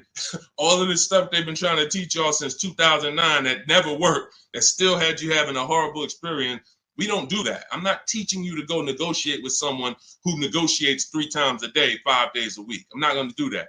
But what I am going to do is teach you what to say by email to everything they're going to say to move the conversation forward with multiple dealerships at once so you can get 5 to 7 offers. That's why in my book, step 5 is called the 25 to 5, where we connect with 25 dealers online. We do it in 20 minutes, and you use my email scripts to move the conversation forward to get 5 to 7 offers. Once you get 5 to 7 offers, you're going to see the best one. You make your deal in literally minutes. This will take you 90 minutes. This is so simple to do. That old way you'll never go back to. That's the system for buying new cars and leases. Shopping for used cars is different. We still don't talk to salesmen, but it's a different system because we use the marketplaces. But that's your problem with shopping for a lease right now, C. Robertson. You are in the wrong places, talking to the wrong people, trying to beg for discounts when you need to step out of that and start making dealers bid. That's all in my new digital book, Cars from Home, 7 Steps to Saving Time, Money, and Avoiding Dealerships. It's the whole blueprint, step by step. You can't mess it up. We got grandmothers, single mothers, introverts. Doesn't matter. You cannot mess it up. So get your copy for 75% off in my TikTok bio, my Instagram bio, the YouTube comment section, or the Facebook comment section. Only for 30 minutes. Use it. You'll never have these problems again. Go ahead, Dolan. Next question. Great question. Let's go. Negative equity. Can I still get a good trade? Not necessarily. This person has negative equity and they're asking, can I still get a trade in value? I told you the first thing you want to do with negative equity is make sure you're getting the most money for your car. That's super important because if you could have gotten 18 for your car, but you're looking at 16 and you're saying, okay, based on 16, I have $4,000 of negative equity. Well, if you got 18, you'd have 2,000 negative equity. So part of this entire transaction, which I call the equity assessment, is making sure that I have found the buyers who will cut me a cash check and pay the most money. I do not go into dealerships and have them look at me and say, yeah, well, based on what we could pay, you got about 8,000 negative equity. Again, you're not going to pay more money than CarMax, Driveway, Carvana, Kelly's Blue Book Instant Cash Offer, AutoNation, and Car Guru, Sell My Car. These are 6 offers, and these are people who every day they are fighting to buy vehicles. These are the people you want to be selling your cars to. People who every day all they do is get up and buy cars. People coming in there, hey, I'm here to pick up my check. They inspect the car, go into the accounting department, cut the check. Thank you, sir. Take off the license plate. Next. This is what they do. They're not trying to sell you a car. They're trying to buy cars. That's why we want to put our car in that market. So that's the first thing. Now, when you look at that, I have 2 strategies in my book for negative equity, and then a third one that doesn't lead to a car, because there's only 2 things that I've seen that stop people from getting cars depending on their situation. Credit is too bad, negative equity is too high, and they can't transfer it. We had people, I remember I was at the dealership, I'm at Mercedes, I got people with 800 credit scores not getting a car. They could afford it, can't transfer it. The bank's not going to approve it. They got 10,000 in negative equity. They're trying to roll it over to a $40,000 car, and they're trying to do no money down. So they want to finance the tax. They want to roll in the tax, the fees, and the negative equity. Bank's not doing it. That is how you could not get a car with negative equity. But there's 2 situations where you can. First one is if you can pay that difference. I already mentioned that. You get your 6 offers: Driveway, Carvana, Kelly's Blue Book Instant Cash Offer, CarMax, Carvana, Kelly's Blue Book Instant Cash Offer, Driveway, and Car Gurus and AutoNation Sell My Car. 6 offers. If you can pay the difference, do it, because now you got a clean transaction. Now there's no baggage. I'm going in to shop for my car. Now, you have to time your transactions. In the book, I teach you how to time the transaction. You're not selling the car to them right away because you got to go find your car first. But here's another great thing about these companies. When you find out your car is worth 18, that's my highest bid. Now let me go shop for my new car. I'm going to keep y'all right there.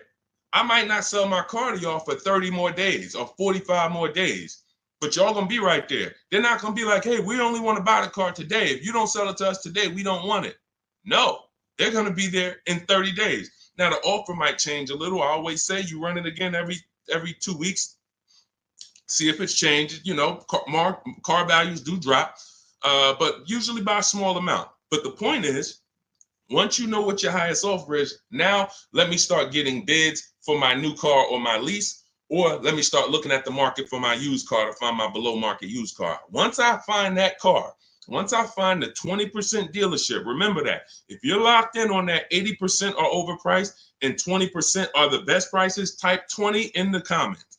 For the people who understand, oh, Deshaun, I keep hearing you say 80% are overpriced. So that means I should be focused on finding the 20, right? Yes, type 20 into the chat.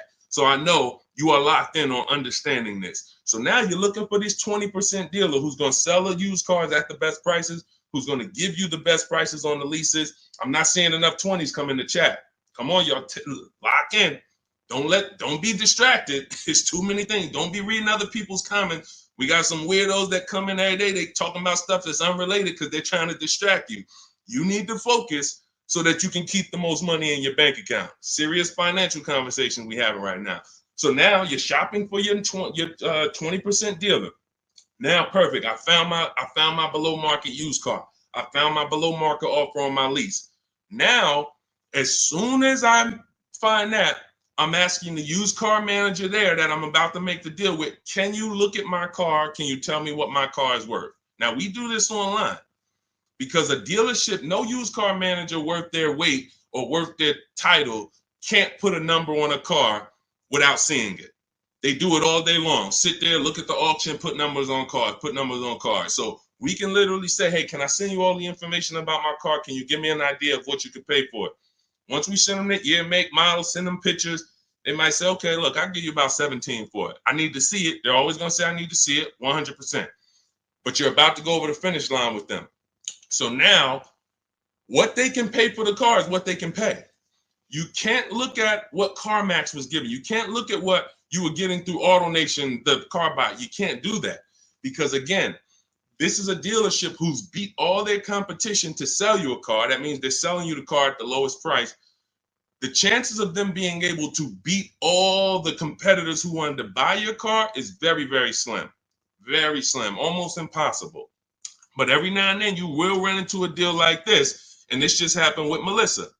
Where's Melissa? Melissa, she gets her 2025 Honda Pilot. She didn't want to buy anymore because I told her about the 8-year rule. She found out she wasn't keeping her cars 8 years. She should be shopping for leases. She was spending so much money buying these cars, replacing them every 3 to 5 years, and she was losing on resale and depreciation. So once she learned about the 8-year rule, this is step 1 in my book, she said, Deshaun, I'm not buying anymore. I'm going to be leasing. So she shops for her below market lease.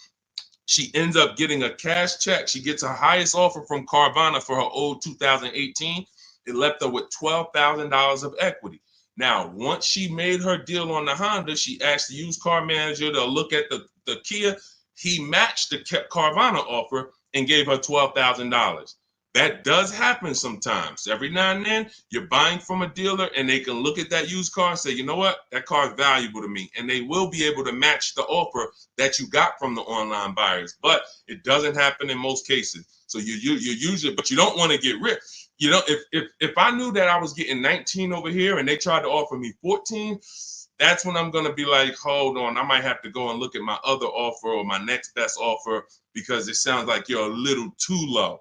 But this is what you are. When you're at the mercy of trading, this is what you do. You can look at the market value of what you get and you're like, I know you're giving me nowhere near that. That's why I need y'all not to be trading cars. Get out of negative equity, stay out of negative equity, understand the cause for negative equity. You should be leasing cars, not buying them. The reason you have negative equity is because you buy cars, take out 5-6 year loans, 7, God forbid longer than 6. You're not paying them off. You're replacing the cars before the loans are paid.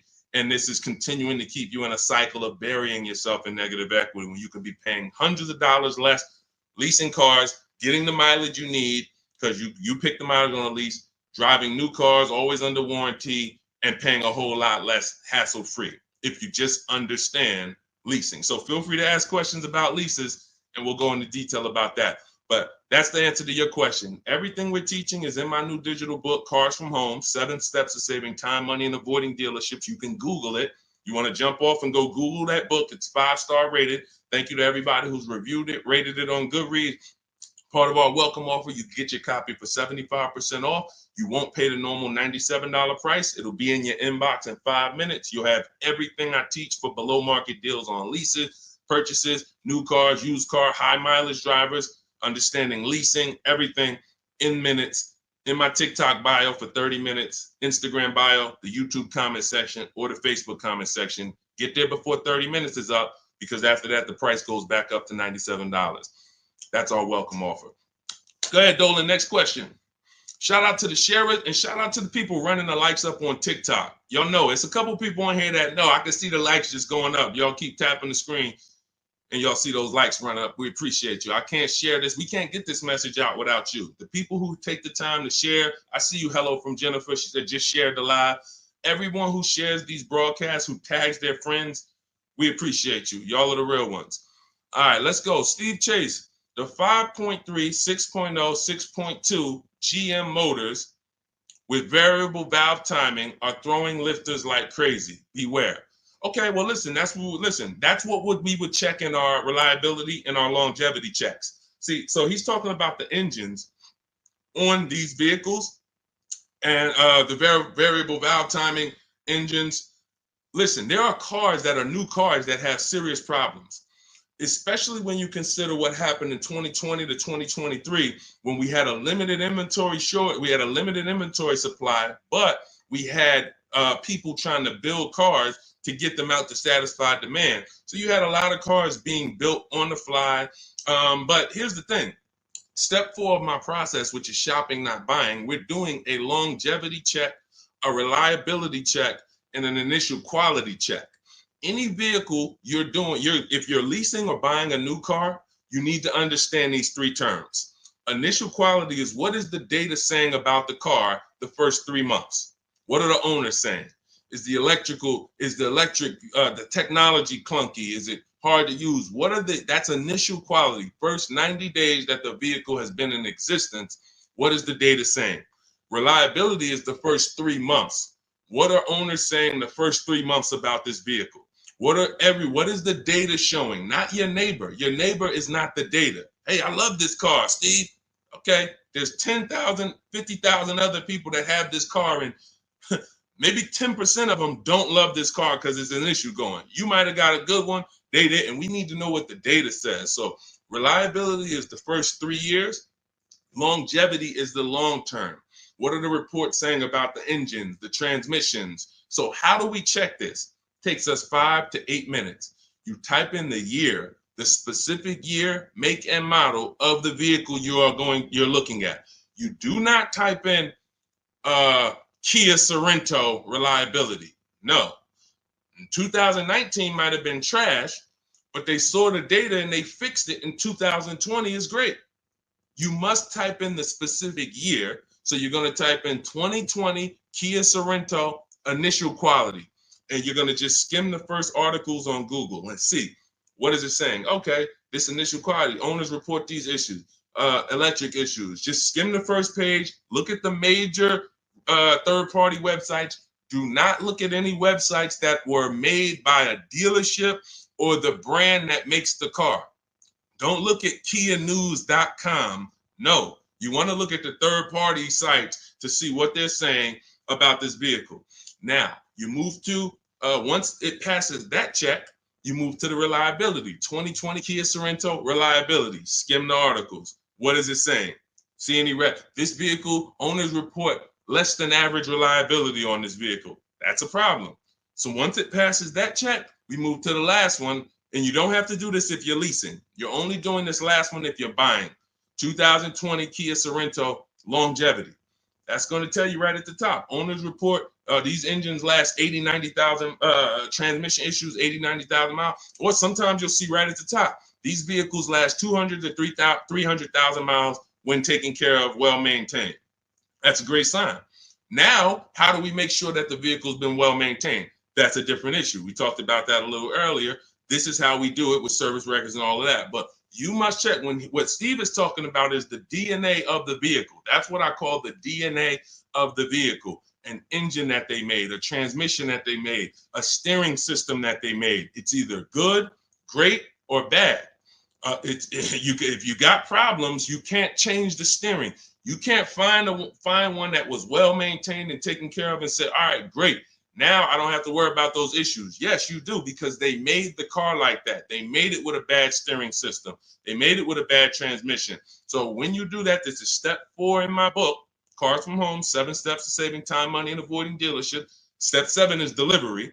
But step 1, most important question, leasing versus buying. We go into that. Step 2 is the equity assessment to make sure we get more for our vehicle, for our old replacement car. And that includes leases. Some of you didn't know you could sell leases. We've been doing it for 3-4 years, teaching people how to do it. That's in the equity assessment step. Step 3, we structure our deal. Step 4 is called shopping, not buying. Step 5 is multiple offers and multiple options. We're in the market. Step 6 is paperwork and protection. Step 7 is delivery. So step 4 is where we make sure we're not getting bad cars with bad engines, Steve. So the warnings is not there. If people are going to do what I just said, they're not going to be a victim of what you just said. If they're not, yeah, they'll end up with a car that's in the shop every 6 months. And that was an easily avoidable problem. So you can get your copy of my digital book in my TikTok bio, my Instagram bio, Facebook comments, or the YouTube comments for 30 minutes only. You get 75% off as part of our welcome offer. Go download your book. It'll be in your inbox. Make sure as soon as you get your book, you screenshot the thank you page.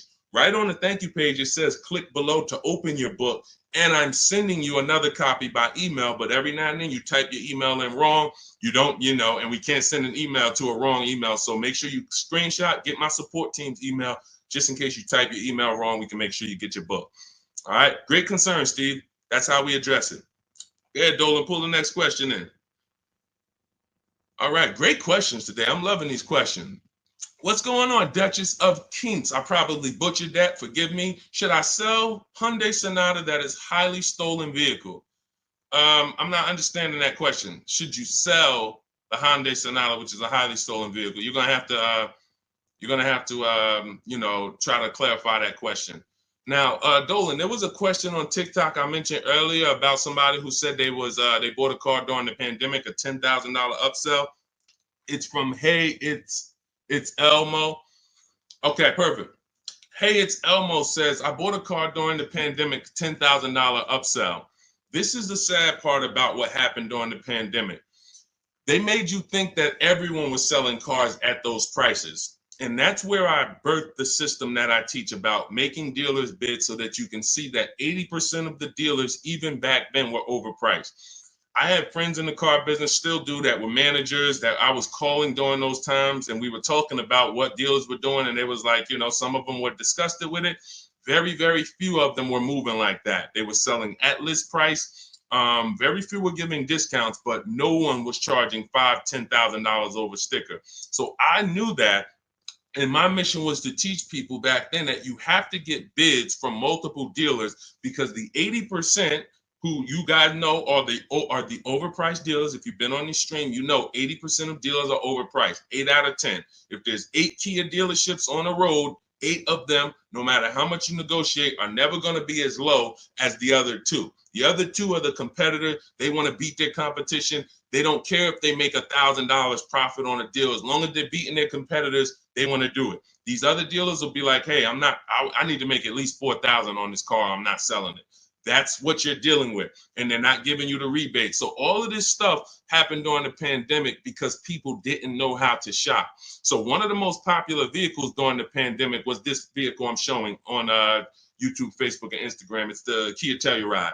And Benita, you can look at the year. This was 2022. We were still seeing people pay $5,000 and $10,000 over sticker for these Kia Tellurides. Benita comes in, she gets bids, and she ends up with a lease at $600 a month, $600 down. She gave them $600. She drove off.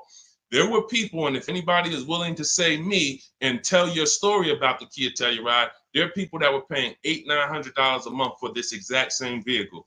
They were leasing them and buying them for $5,000 and $10,000 over sticker. She ends up, I don't know if she got a discount, but she probably did because you couldn't get to a $600 payment on a Kia Telluride back then without a discount. So what does that tell you?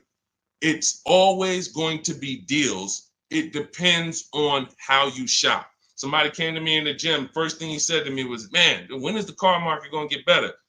We have been getting deals since 2019. There's never been a point in time in my life where I couldn't get a below market deal. So what you got to understand about the car market is it's three prices, always three prices for every car.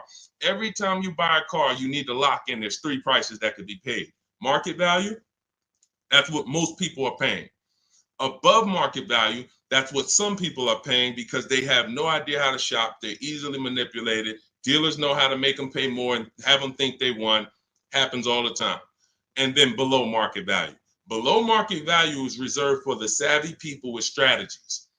You don't get a below market price by accident. You don't get a below market price by negotiating. Because if you're negotiating with an 80% dealer and you think, oh man, I talked him down to the bottom, he wouldn't even do no less than what he was going to let me walk out. That does not mean that was the lowest price in the market. The way you get the lowest price in the market is through bidding. It's through getting 5 offers from 5 separate dealers to get your prices. Look at somebody like Teddy. Teddy gets a BMW because people say, well, does this work for exotic cars or luxury cars? This works for every car because the bidding system works for everything. Amazon, that's how we buy everything in life. If you really think about it, bidding is how we buy everything in life except cars. Think about that. Everything in life we do, when we're buying cars, when we're buying TVs, when we're buying, just anything. Most of the websites we're on, it's teaching us a bidding system. We're looking at so many options, so many offers, and then we choose the best one. When it comes to this, Teddy's highest offer on his $73,000 BMW, you can see the price here. His highest offer was $1,123 a month. He ends up getting it for $856 a month. $856 to $1,123. 80% of dealers, look, his local dealer, read the comment in the middle. My local dealer, the one that's closest, the one he's probably been, every time he wanted to see the car, he walked in, see them. Oh, hey, Teddy, when you're ready, man, we're going to take care of you. His local dealer comes back at $937. So he's sitting at home. And look, he said, thank you, Deshaun, for the wisdom and advice. This program works. I even got them they covered his last 2 lease payments. He had to drive an hour and a half to pick it up. That's when you know you did it right. When you got to drive an hour and a half to save $5,000, that's when you know you did it right. Because a lot of times those dealers who are far from you, when they see a zip code come in on their website, man, this person is nowhere near us. They look at it as an opportunity to take a deal from their competition. And they love doing that. They love being able to say, all right, I would rather have our license plate frame in their city so that they know we got that deal. But the ones closest to you, sometimes they feel like they own you. Come on, Mo, you know, how many cars have I sold you? Remember, your father used to buy cars from me. They don't want you to shop. So when you understand that you are going to overpay by not shopping, it's a guarantee because that is how the car business makes their billions. I always say that's how the banks make their billion. We didn't get into the banks yet. We didn't get into making banks bid. The banks make their billions the same way. They don't want you shopping other banks. They want you locked in. Here, get a pre-approval. Lock you in. You got 30 days to find a car. Then you got to come back and get another pre-approval. Everyone wants to lock you in. They don't want you using the internet to get better deals, sitting at home, making all these banks bid, all these companies bid. And that's the reason why you can pay $10,000 upsell and think that was the best deal you could have gotten. I remember when the Bronco came out, the new Bronco came out right about that time, and everyone wanted the Bronco. There was $10,000 over sticker and more. G-Wagon, same thing, $25,000, $50,000 over sticker. If you knew how to shop, you could find a dealer that wasn't paying, that wasn't charging that. Which means if you found a dealer, if you were about to sign a deal for $15,000 over sticker, $15,000, because you're thinking, oh, they're telling me this is it, it's no cars out here. And then you find a way through strategy, through shopping, and you find a deal at sticker, you just you just avoided a $15,000 mistake. Because if it was the only way, then it's not a mistake. If everyone paid those prices, it wasn't a mistake. This was just what everyone was paying. I needed a car, I had to pay it. But when you find a car that didn't have the markup and you get it, you understand. So let this be a lesson. I'm the bad news first person. I can't change that. Some of you, you know that. You've been on with me long enough, you've been following me, or you've been on the stream. I always admit that. I'm the bad news first person. Most times you come into my stream, it's not going to be good news. You're going to hear about mistakes you make. I used to do a class where I just broke down 23 mistakes I see most people making that's costing them thousands. But I don't leave you there. I give you the new way. If I left you there, then it would be like, dang, this is terrible. No, I gotta tell you the mistakes and how much it's cost you not knowing how to shop, how much dealers have made on you to get you to say, oh, let me do something different so that they don't keep making this money on me that I didn't have to give them. So all of this, the bidding strategies, everything I teach is in my new digital book, Cars from Home, 7 Steps to Saving Time, Money, and Avoiding Dealerships. It's 5-star rated. You can Google it. You'll never have to worry about upsell. I don't have one person that I know that have reported a deal to me. And, I can share these people all day long. You guys know all I do is share people. Eddie, Kimberly, Charles, Sean, huge discount, $20,000 discount. Kimberly, $20,000 discount on her Maserati. Charles, ridiculous deal on her Palisade. Pierre, on his pre-owned Mazda, he gets 20% off the original MSRP on his pre-owned. It was only 1 year old at the time. Zafrina gets a 0.88% lease, $579, $66,000 vehicle. Tiffany, use my book, $44,000 Mazda, ends up getting $6,500 discount from home. All of these people are making these deals from home. Teddy, we already talked about. Look, Jared, use the scripts. Lowest offer $565 a month to $520 a month. 2024 Volkswagen, no money down. No one who has learned from me has ever paid over sticker. We don't really even accept sticker price. We find the dealers who want to beat their competition, and in most cases, dealers are going to, let me show you the biggest discount I've ever seen. I've never even gotten, and now this is a specific car. Every car is different. The bottom market value of every car is different. But Milligan, she got the biggest discount I've ever seen on any car. Hold on. Milligan, a couple days ago, she got a Mercedes. She got a 2024 Mercedes EQE. It was a $79,000 vehicle. You can see it if you zoom in. Her adjusted price was $51,300. From $79,000 to $51,000. Some of you know someone who has this vehicle. If you didn't get, this is how feeling for the bottom is a losing strategy. You might have thought you did good. Sean, I got that same vehicle. I got the EQE. I got $10,000 off. I thought I won. Milligan got $27,000 off. Let that sink in. You can't feel for the bottom. You can only have dealers bid to find the bottom. You don't know what the bottom is. They want you to think you won. Hey, you got 10,000. Ain't that good enough? Yeah, I guess. I never got 10,000 off a car before. If this particular case, you would have lost $17,000 overpayment. So this is what bidding gets you. You want to learn to make people bid and stop negotiating with one dealer or two dealers. It's a losing strategy. All right, go ahead, Dolan. Next question. Great questions today. Keep them coming. Keep them coming. Dang, y'all running the likes up on TikTok. Thank you so much. We on 2 TikTok channels right now, if y'all didn't know. Every time y'all hear something y'all like, y'all keep running those likes up, man. I appreciate it. That really matters. And shout out to the people who shared, who tagged somebody. If you haven't tagged your best friend into the broadcast, I got to question what type of friend you are. Your best friend out here right now, car shop, and you don't even know it. And you getting all this gold and you haven't tagged them in. What's up, Tracy on TikTok? Lease is up in 2 months. Use the private broker. How do I know if he gives a good deal? Great question. Most brokers are ripping you off. And here's the thing, they're controlling your deal. They're not bad people. They're just about the profit. So as a broker, we work on trust. When I was a broker, it was a trust system. So I care about you more than the dealer. Let me represent your interests. Here's the problem. If you don't have a broker who's sincerely shopping the market for you, then you're losing. We always separate our transactions. I call them the 3 pillars of great car deals. Who you buy your car from, that's one pillar. You need to get a great deal there. You need to get the best deal, who you buy your car from, 80% to 20%. Who I sell my car to, that's another transaction. And that includes an old lease. We haven't talked about selling leases yet. No one's asked. But we sell leases. If there's equity, we sell them. So if you give that broker your old lease and you didn't do an equity assessment, now they have control of that. And then lastly, if you're not leasing, you're getting a loan, who you get your loan from. That's the 3rd transaction. So there's money in each of these transactions. There might be $7,000 with rebates and discounts in the car you're buying. Could be more. You saw Milligan's deal. She got $27,000 off. It was huge rebates that no one knew about.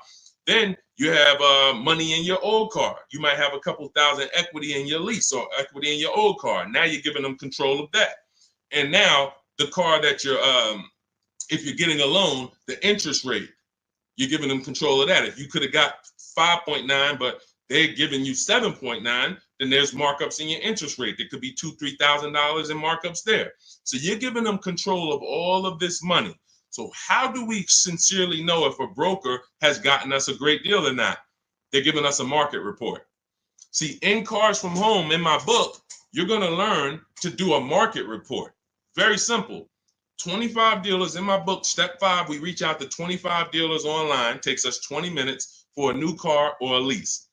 I call it the 25 to 5 because we're connecting with 25 dealers online using my email script, and we're going to get 5 offers minimum. 25 to 5. So at the end of making our deal, everyone who I just showed you has a market report. They know what this dealer said, what this dealer said, what this dealer said, what this dealer said. This dealer didn't have a car. This dealer didn't have a car. This dealer had a car, it was the wrong color. This dealer, then they have these offers so that they know they didn't leave any money on the table. And they do this in 90 minutes. So literally connecting with 20 dealers takes 20 minutes. Using my scripts and all my copy and paste stuff takes 90 minutes to make these deals online. And we know that we didn't overpay. If you're buying your new car, you're looking at all these offers, you guarantee I didn't overpay. If you're getting your selling your old car, what are the numbers from CarMax, Kelly's Blue Book, Instant Cash Offer, Carvana, Driveway, AutoNation, and Car Gurus? What are those 6 offers? If the broker didn't tell you this is what the 6 offers are, this is what your offers are for your old car, they usually have a wholesaler that buys the cars from them. Hey, this person wants to sell a car. Hey, what could you pay me? And then this wholesaler cuts them a check for $1,000, $1,500, $2,000, and then they take the car. They're using their network. They're not taking you to the market. That's the problem with brokers. When I was brokering, I had a network, but it was always trying to expand. But here's the thing, every dealer doesn't work with brokers. Every dealer won't pay a broker. So you might think, well, I paid them $500 or $1,000. They want to also get paid from the dealer. The dealer cuts it. That's why most brokers make deals with the same dealers, because those are the dealers who do business with brokers. They'll cut them $1,000 check, $2,000 check. If you bring them a heavy customer who gets a G-Wagon, they'll cut them a $4,000 check. If that's not in their network, they're not going to shop you to those people. So you're giving control of people, you're giving control of thousands of dollars of your money to someone who's going to control it on a process that you could do in 90 minutes once you learn my strategies. It's no point in you could be a broker. Anybody who uses my strategies could literally go to people in their town and say, hey, man, I'm a master at this. Pay me $500, I'll shop for you. This is how I would broker. I would be getting reports. If I was shopping for a used car, using my strategies in my book, the multiple marketplace strategy, you're able to see the low side of the market. I teach you how to assess what are the low side, what's the high side. I teach you how to narrow it down to your top 3 to 5 choices. I teach you how to get the new car price so you know what the real discount is and what the real equipment is. You could give that to a customer. They'll be like, no one's ever done this for me.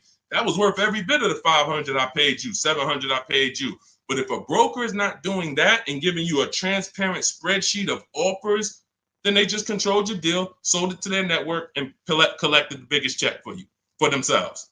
That's how it works. So get your copy of Cars from Home, my new digital book, 7 steps to saving time, money, and avoiding dealerships. Part of our welcome offer. You get it for 75% off. It'll be in your inbox in literally minutes. You can go to my TikTok bio, my Instagram bio, click the website, or my Facebook comments, or my YouTube comments. Click the website to activate your 75% off.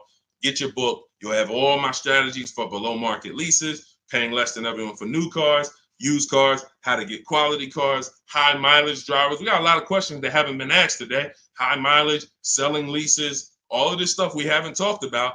That's all in there step by step to make sure you pay less than everyone else and you do it from home without having to negotiate or beg or have down payments or any of the stuff that they want you to think you need. But after you get your book, make sure you screenshot the thank you page because it has my support email on there as my team in case you type your email wrong. We'll make sure you get your book. We can't send the book to a wrong email. Also, as soon as you get your book, you'll see a link below. It says click below to open your book because you might want to just open it and save it right there to your computer and then come back to the stream.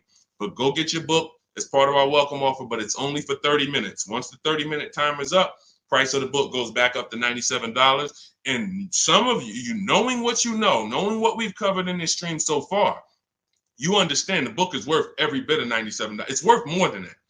That's a book that I could actually sell for $297. And the people who get it would be like, this book was worth every bit of the $297. So even if you miss the 30-minute timer and it's $97, it's worth every penny.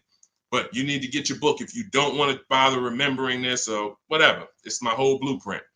And Google it. Google it if you want to hear from your peers about how great the book is. Thank you to everyone who's reviewed it, everyone who rated it. It really matters. All right.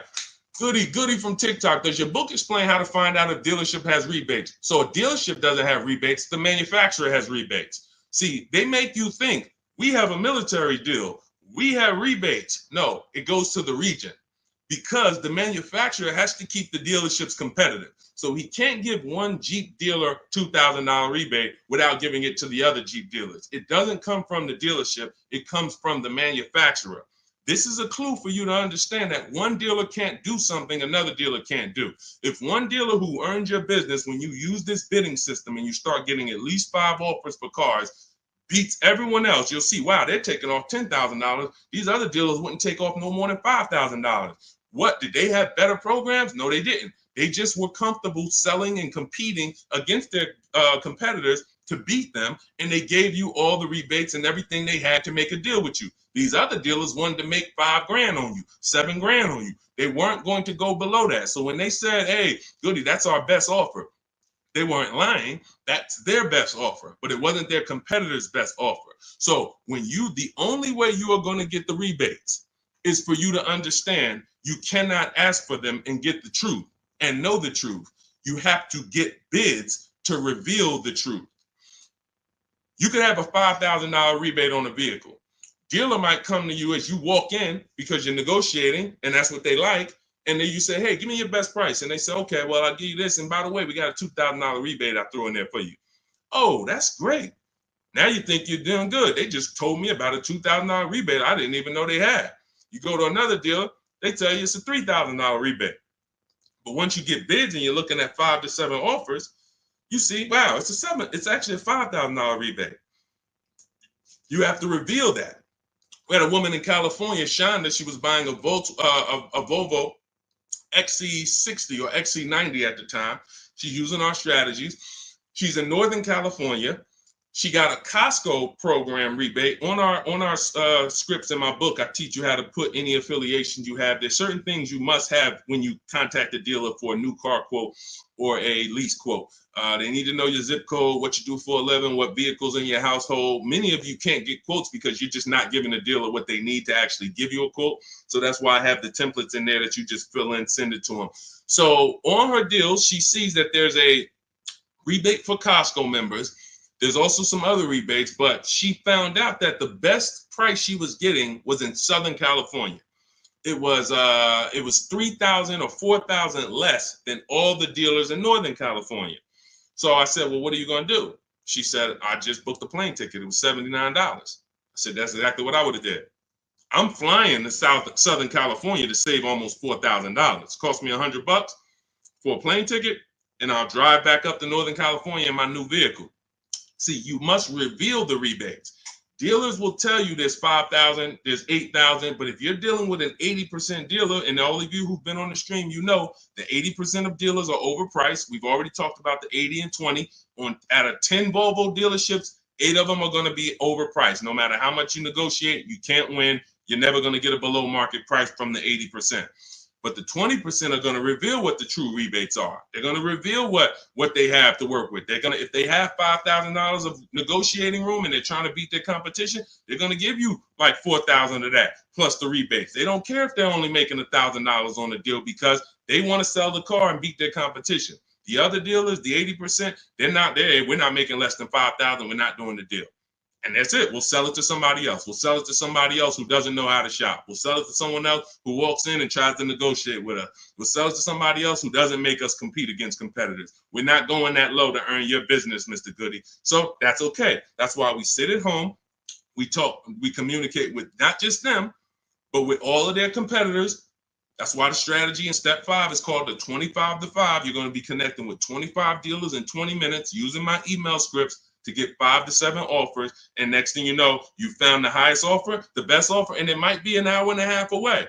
Look at Sean's deal where he saved $20,000 on his F-150 Lightning. Some of you may know someone who has this vehicle. Didn't save 20 grand off of it. Look, he said $73,000 F-150 Lightning. He ends up getting $49.90 discount plus $15,500 in rebates. Now, I go to him and I said, look, because some of you would have been like, wow, that sounds like a good deal. We need to go and take that deal. But here's what I had to ask him. I had to ask him, if you don't know, if you haven't seen the other offers, we don't know for sure this is the best deal. We don't know for sure this is the best deal because what if you could have been Milligan and you could have got $27,000 off? Type $signs if you want all the money off. Type all the money if you want all the money. If you would be mad saving $20,000 because you could have saved $27,000, if that extra $7,000 would make you mad, would bother you, you didn't get that, type all the money. Type $signs if you like Deshaun. Yeah, I don't care if I'm getting 20. If I could have got 27, I want the 27. So this is how we prevent that. You must get offers to find out. So the $15,500 discount from Sean is we don't know it's the best offer until we look at the other offers. Now let me find the clip where he explained how he had to go outside his state. Hold on, I got a lot of pictures here. He had to go outside his state to actually get the best offer. Hold on. Here we go, right here. He says, I guess I could have put a little more info on here. Yes, he said, I got about 15 quotes. I couldn't find anything under MSRP. I ended up expanding my search to 150 miles outside my area to find this deal. I'm going to another state to pick this up, which is something I never would have thought before. And I can't see the rest because the comment's blocking it. So he was local minded like you. I'm just going to find the best deal locally. Once he starts using my systems and finding out, wait, I could talk to a dealer that's 200 miles away from me the same way I'm talking to a dealer that's 20 minutes away from me. He expands his search. The dealer who's in the next state over saves him 20 grand total, gives him all the rebates. He drives to the next state to pick it up. That is how you win. What's up, Aways? Good to see you. That is how you win. Local business is dead. That doesn't mean the local dealer won't win the bid, but they must win the bid. Car dealers are not your friends. Hey, you might have been, it's going to be hard for you if you've been inviting your car salesman to the barbecues and they know all your kids and all of that. The whole thing is trust. That's what they're basing it off of. And watch this. If they don't mind competing, you can still come to the barbecues. But I need to make you compete with your competitors, because I need to know if the price you're giving me is truly the best price. And if I've been your customer for 10, 15 years and you sold cars to my family, then every time you see we need a car and you see I'm putting you up against your competitors, you should be like, well, that's Mr. Goody right there. You go out, talk to your general manager, go to him and say, hey, look, I know we don't normally sell a car below this, but this guy, he's shopping different now. He used to just walk in and let us negotiate with him, and we make five grand on him, 4 grand, 3 grand, 8 grand. And now he's making us shop. I don't really want to lose this guy's business because they buy a lot of cars. Can we do something to beat all our competitors? Talk to your general manager and get it done. I go to his barbecues, he's invited me over. I know his kids. But if they get mad at you because they're like, wait, come on, what do you mean you put me through all of this now? Then you understand. You've been making money on me for years, and now you're pissed off because I'm making you compete. That's good. We needed to know that. Thanks a lot, Charlie. Hey, hope you enjoyed the barbecues. You won't be back. All of this is in my digital book, my new book called Cars from Home, 7 Steps to Saving Time, Money, and Avoiding Dealerships. You can get it for 75% off as part of our welcome offer. In my TikTok bio, click the picture of me. My Instagram bio, click the picture of me. You'll see a website there, and then click the button that says 75% off my new book as part of our welcome offer. I have one in the YouTube comments or the Facebook comments, no matter where you're at. Get your book, but it's only for 30 minutes. After that, price goes back up to $97. So $97 is worth it. $24 is even better, and it'll be in your inbox in 5 minutes. You'll have all my strategies for below market leases, below market purchases, below market used cars, leasing versus buying, bank bidding war, making banks and credit unions bid without hurting your credit. Everything will be there for you for $24 if you get there before the 30 minutes is up. Go ahead, Dolan. Great show. I'm loving the questions today. If you're getting value out of what we're doing so far, I want you to type value in the comment section. If you are getting value out of what we're doing, shout out to the people that's locked in. Shout out to the people that are locked in. I want you to type value, value, value, value, value, value, value, value, value. I see. This is all we do. I told you from the moment we started the stream, we don't play around here. We don't hold back. All we do is, all I want you doing is emailing me and writing me with your car deals. I want to be pulling your deals into the stream, just like I'm showing Rosalie, just like I'm showing Jen, just like I'm showing Ansley, just like I'm showing Vincent, just like I'm showing, look, Tasha. I want to be pulling your deals into the stream. And that's all I care about. Everyone knows I can get below market deals. There's nobody on this stream that would be like, hey, Deshaun, man, you've been in the car business since 2006. Absolutely. But your deals is what proved the system worked. Once I saw people doing this in 2021, it proved to me that the system works. Now let's just have more people use the system. All right, let's go. We don't talk, T. I don't talk. There's no way. In fact, you said, how can we talk? Hit the Shop with Deshaun button. In my bio is a button that says Shop with Deshaun. If you qualify for us to do this together, then we can talk. But unfortunately, we got blessed, thank God. We got 2.3 million followers. Everyone wants to buy a car. If I was talking to people, I'd be talking to people all day and we'd be getting things done slow. Like we're about hundreds of people working together. Like I'm not about 20 people. Like it's 60 million people that buy cars. So what we hold ourselves accountable is, are we helping hundreds of people every month get below market car deals? Are we getting information out there that's going to help hundreds of people do it? So if you want to know about us working together and joining my group and working with me personally, hit the Shop with Deshaun button and see if you qualify. All right, that's in my bio. That's in the comment section. You can go to shopwithdeshaun.com. See if we qualify to work together, but that's the only people that I talk to. All right. Returning my lease and financing a 2025 RAV4. Will I get some money for the return of my vehicle? You need to do an equity assessment. So if you first thing you do is you're going to go to Kelly's Blue Book Instant Cash Offer. You're going to go to AutoNation. You're going to go to Driveway. You're going to go to Car Guru, Sell My Car. You're going to go to CarMax. You're going to go to Carvana, and you're going to put all the information about your vehicle into those websites. And when they get to the part where they say is the vehicle owned, leased, or financed, you want to type owned. You just want to know what the raw value is without them knowing it's a lease or purchase. None of that. Just want to know what the value is. You're going to call your bank. You're not going to do this process takes 20 minutes, and we've had people make $3,000, $5,000, $10,000 doing the equity assessment. Don't be lazy with this. Call your bank, ask what your payoff is, and when you find out what your payoff is, compare it to the offers. And then you're going to ask, do I have a third-party restriction? The third-party restriction doesn't limit who you can. It doesn't limit your ability to sell. It limits who you can sell to. So if you are selling to a third party, that means you can sell to Carvana. You sell to CarMax. You don't want to buy your car and then resell it. We had a lot of people doing that during the pandemic. They were paying taxes and fees to buy, and they end up making little to no money. They literally were buying the car saying, oh, well, I could buy it for 20 and resell it to Carvana for 25. But when they bought it for 20, they had taxes, fees, and by the time they went to sell it, they only made $1,000. When we could have just bid that out to a used car manager, because again, the third party restriction doesn't limit your ability to sell. It limits who you can sell to. So in my book, in step 2, which is the equity assessment, I teach you how to do 3 different equity assessments depending on your situation. You're only going to do one, but there's 3 different types depending on your situation. One is a standard equity assessment. That means I own my vehicle or I finance it. So who didn't know that you can sell a car that you actually have a loan on? Type me. Some people thought, oh, I thought I had to wait for the title. You don't. You can sell a car you have a loan on. So that's the first equity assessment, own vehicles and finance vehicles. Second equity assessment is lease vehicles. Third equity assessment is leases with a third party restriction, and we bid it out to a used car manager. So these are the 3 ways we do an equity assessment to make sure we're not leaving any money on the table.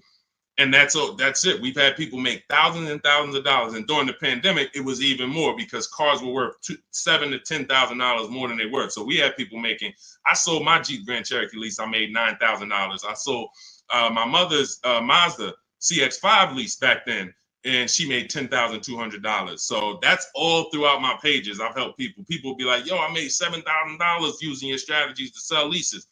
Yo, so we had plenty of people then. Now, values are normal again, but you do still have people that are making $2,000 and $4,000 depending on the resale value of your cars. This happens, and some of you low mileage people, you're like, Deshaun, I signed up for 45,000 miles, but I only put 20,000 miles on it. Oh, you're going to sell the car, you're going to make money. So we're going to do that's the equity assessment.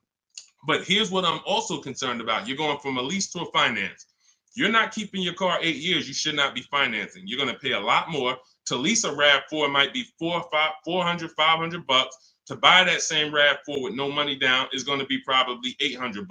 So you're going to put a whole bunch of money into this transaction to go into a purchase coming from a lease. Very rarely does that make financial sense because you have to have changed your lifestyle altogether. You have to go from, all right, instead of leasing and driving new cars for cents on the dollar, I'm going to go to a purchase. So here's what normally happens. You overpaid for your first lease.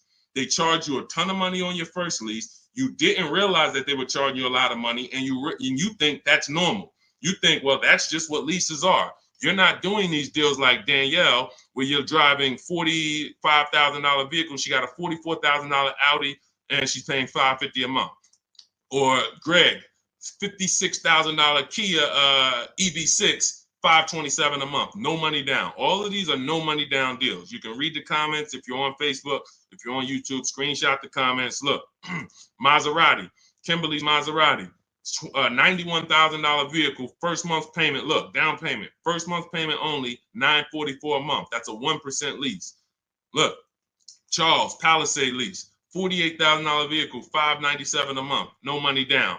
Look, Zafrina, $66,000 Jeep Grand Cherokee, $579 a month. You're not doing leases like this. They overcharged you for your lease. You overpaid for it. And now you're like, well, I might as well buy the car. I've had people say that on comments. Well, leasing, it costs the same amount to buy. Well, you just overpaid for your leases and you think that that's normal. So now you're comparing overpaying for leases to buying. And yeah, it might be a similar price. But you compare these deals, look, Zafrina's 0.88% lease, $65,000 vehicle, that would normally be $1,300 a month to finance, $1,200 a month if she went in there with no money down to finance that. So I'm big, besides the actual returning of the lease and that equity assessment, I'm more concerned about why you're switching from a lease to a finance. And it's usually because you overpaid for your lease and now they talked you into just buying a car because you didn't see any value in overpaying, because there's something I call the 1.5% rule that I created, which shows you when you've overpaid for a lease. You take the MSRP of the car and you just multiply it by 0.015. Your payment cannot be any more than that with no money down at 12,000 miles per year. So if I took my car, if I'm looking at a $50,000 car, the max I do multiply by 0.015. The highest my payment should be with no money down is $750. With no money, and that's the highest. That doesn't mean that's a great deal. I just showed you 1% leases, 1.2% leases, 0.88% leases, but this is where it caps out at. This is where it doesn't make sense to lease the vehicle anymore. You're paying too much money for a vehicle you're giving back. If I multiplied that by 36, I'm paying $27,000 over 3 years for a $50,000 vehicle. There's no value in leasing that vehicle more than that. There's no value. I'd be better off buying it, but we don't do that. We just go pick another vehicle because that vehicle usually has a bad lease program. If you're shopping, if you just went into one dealer and you're dealing with an 80% dealer, then no, you probably just dealt with an 80% dealer. They overcharged you, made $8,000, $9,000, $10,000 on you, and left you out. And you were just like, well, I guess this is it. No, they made a ton of money on you, but that's why you need to learn how to get below market leases. You'll never hear me say you should be leasing cars if you're not keeping your cars 8 years. You'll hear me say, if you're not keeping your cars 8 years, you should be shopping for a below market lease. A below market lease. 1%, 1.2%, no more than 1.5%, getting bids so that you can get all the discounts and all the rebates, and so that you don't end up in an overpriced lease. Below market is all that matters. All of these deals I just showed y'all, if you type them into Google and you saw what the advertisement is for those same cars that we just went over in the last 3 minutes, you would be like, those deals, none of those deals, Danielle, Kimberly, or Maserati, none of them are even nowhere close to what they're advertising those cars for. That's how you know they're below market leases. All right. All of this is in my new digital book, Cars from Home. You get your copy for 75% off. That means you'll get it for $24 if you get there before the 30-minute timer is up. It's part of our welcome offer. It's called Cars from Home, 7 Steps to Saving Time, Money, and Avoiding Dealerships. It's a digital book. It'll be in your inbox in 3 minutes. You can get it in my TikTok bio, in my Instagram bio, in the Facebook comments, or in the YouTube comments for the next 30 minutes. Make sure as soon as you get your book, you screenshot the thank you page. And on that thank you page is the link to open the book. So you can literally open it, start using all of these strategies for the rest of your life. And every time something changes in the market, I update the book. Vroom used to be in the book. Some of you know Vroom went out of business. I went right into the master file, took Vroom out, updated it. If I update a script, I go right into the scripts, update the master file. You open the book. Every time you open that link, it's a new copy of the book. So that's the things I couldn't do with a physical book. Things change. We use online systems. New websites come into the business. Websites go out of business. We need to make sure it's flexible. Every time something happens, we update it. Boom, and you got the latest and greatest strategies. Beautiful. Grab your book, 75% off before the 30-minute timer hits 0. All right, y'all. Listen, we did a lot. I have bad credit strategies in there, Lady Forever. Or no, in your case, you have fair credit. So I like to see you get your credit up to like 660, 670. Same thing with a house. If you got 625, you qualify for some programs. But if you get yourself to a 660, 670, you qualify for better programs. So I like to say with cars, get yourself out of that manipulation zone. That manipulation zone is really the mid-6s. Most people could qualify for tier 1 on a lot of vehicles with a 670 score, 660. And it also depends on your profile. In my book, I teach you about profile. It's more important than score. You know, profile is part one. Your score is part of it, but also part of it is your income. Also part of it is comparable credit. Do you have any car loans that you've paid on time? If you've paid your car loan on time for the last 2 years, It's much easier to get approved for the next car, because a lot of banks will look at you and see, all right, I see you had some trouble with the credit card, but you've never missed a car payment. Those people, that weighs, that matters. So I talk about this in my book, but if you can't get yourself up to a 660 score, 670, that puts you in a position to really qualify for a lot of major leases and tier 1 programs. So, all right, y'all, listen, this has been great. This has been great. We had a lot of great questions today. We'll be back for another stream. All of you who have the book, I want you to send me your deals. When you make your deals, email them to me so that I can bring them into the show. I got a lot more people, a lot of emails. I don't always get a chance to go through my emails because I get a lot of them, but I got to go through a lot of my emails because I have people who are sending me their deals and I haven't had a chance to bring them into the show. But yes, good morning. I got the book already. I'm confused about how to calculate a deal on a used car. Just when you narrow it down to your top choices, get the new price, use the true value calculator, put the new car price in with the asking price, and it'll tell you what the true value discount is. We buy based on the true value discount. We didn't get a chance to talk about that in the stream today. Again, there's so much in the book. We could be here for 2.5 hours talking about different things, because me talking to you about leasing is different than what I'm talking to a person who's buying a used car about. That's different than a person who's buying a used car cash or buying a new car cash. That's different than a person who's going to be using the bank bidding war and putting banks against each other. That's different than a person who's going to be coming from a lease, selling their lease. That's different than a person who's going to be selling their lease with a third-party restriction. That's why in my book, you're not reading everyone's strategies. You're only reading what matters to you. I have links where it warps you to the next section that is applicable for you. If you're not leasing, you're not reading anything about leasing. You're on a purchase path and you get to the end of the section and it says, okay, if you're purchasing, then based on this, click this link. If you're doing this, if you have good credit score, click this link, it warps you here. If you have bad credit score, click this, it warps you here. So it's all about making sure you're on a path that is applicable to you, not following a bunch of advice that is for someone else or even a deal you might make later. You'll use the used car strategies, but that's later. Right now, I'm on the lease path. I don't need to read about used cars. This is how you stay focused and get to your goal really quick. But that's how we do. Just follow it again. You got to realize this is a new system for you. You're not used to having a process. So if you need to just go through the steps again, let me make sure. He said, do this first. Let me make sure I did that. Said, go to the websites, open up accounts. Okay. If you didn't go to the marketplaces and open up accounts, you skipped the process. You can't just open the websites and then don't set up your accounts, because now every time you come back to the marketplaces to shop for your used cars, you don't have any alerts. You don't have any new inventory alerts. You're not getting alerts of the new inventory. He says, set up a shopping email so I don't mix it with my personal email. If you go and you're getting offers in your personal email and you're like, Deshaun, it's hard for me to get to these offers. Yeah, that's because you got your work email, you got your internet stuff, you got your sites that you've been visiting, you got your newsletters you're a part of, and now you're trying to communicate with 25 dealers in that same email thread. It's never going to work. That's why I set up a shopping email. I say set up a Google Voice.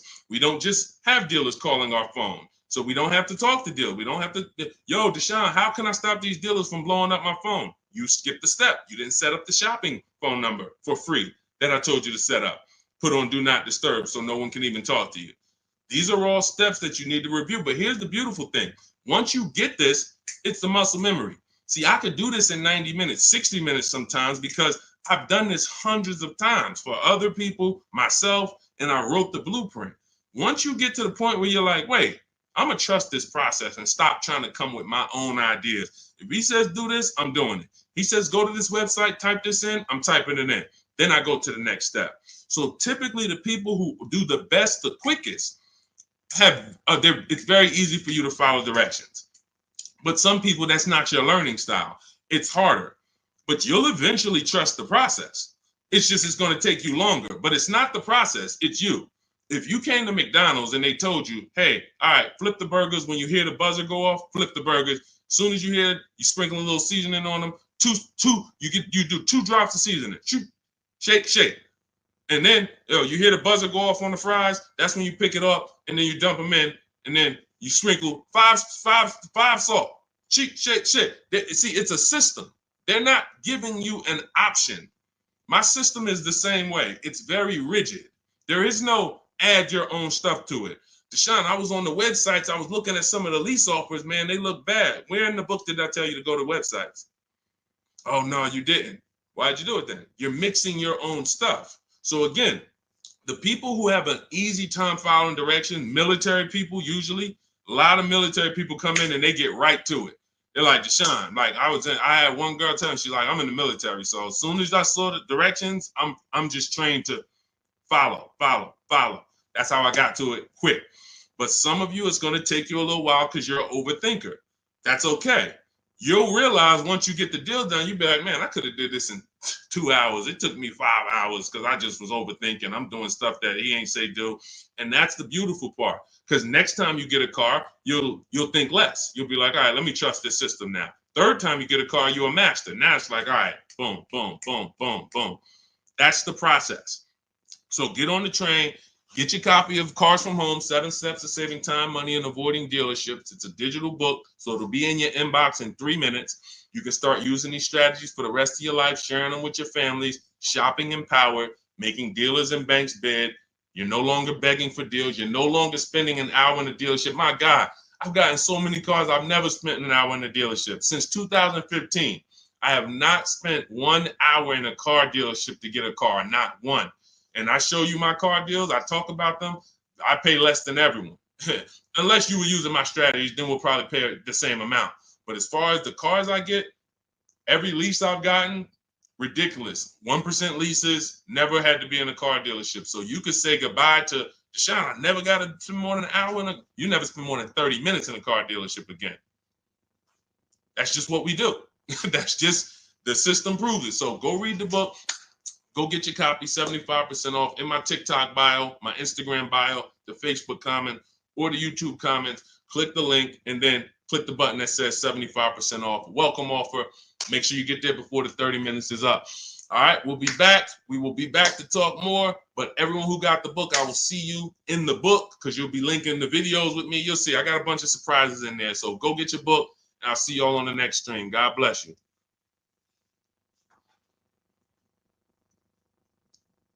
Yeah, this was a good one today. Had fun today.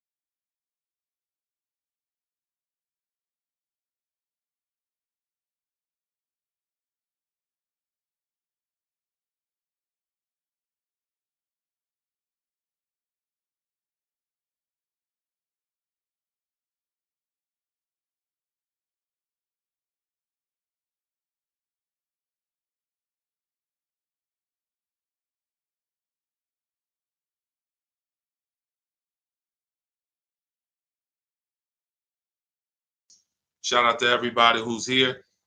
We're about to start our car shopping questions and answers live. We'll be answering as many questions about car shopping, leasing, buying, pre-owned cars as we can in about an hour. So feel free to start typing them, and we'll get the show on the road. If you don't know me, my name is Deshaun. I'm known as Deshaun, the Auto Advisor. All I do is focus on teaching people online strategies to pay less than everyone else for new cars, used cars, and leases. I spent 14 years in the car business. In the last 3 years, I've been teaching people like you all around the country how to get below market deals. It's only 3 prices you can pay for any car: market value, above market value, or below market value. My mission for those who are locked in and willing to listen and willing to apply these strategies is for you to pay below market prices for any vehicle that you get. Everything we're going to be talking about is out of my new digital book. It's called Cars from Home. It's already 5-star rated. You can Google it.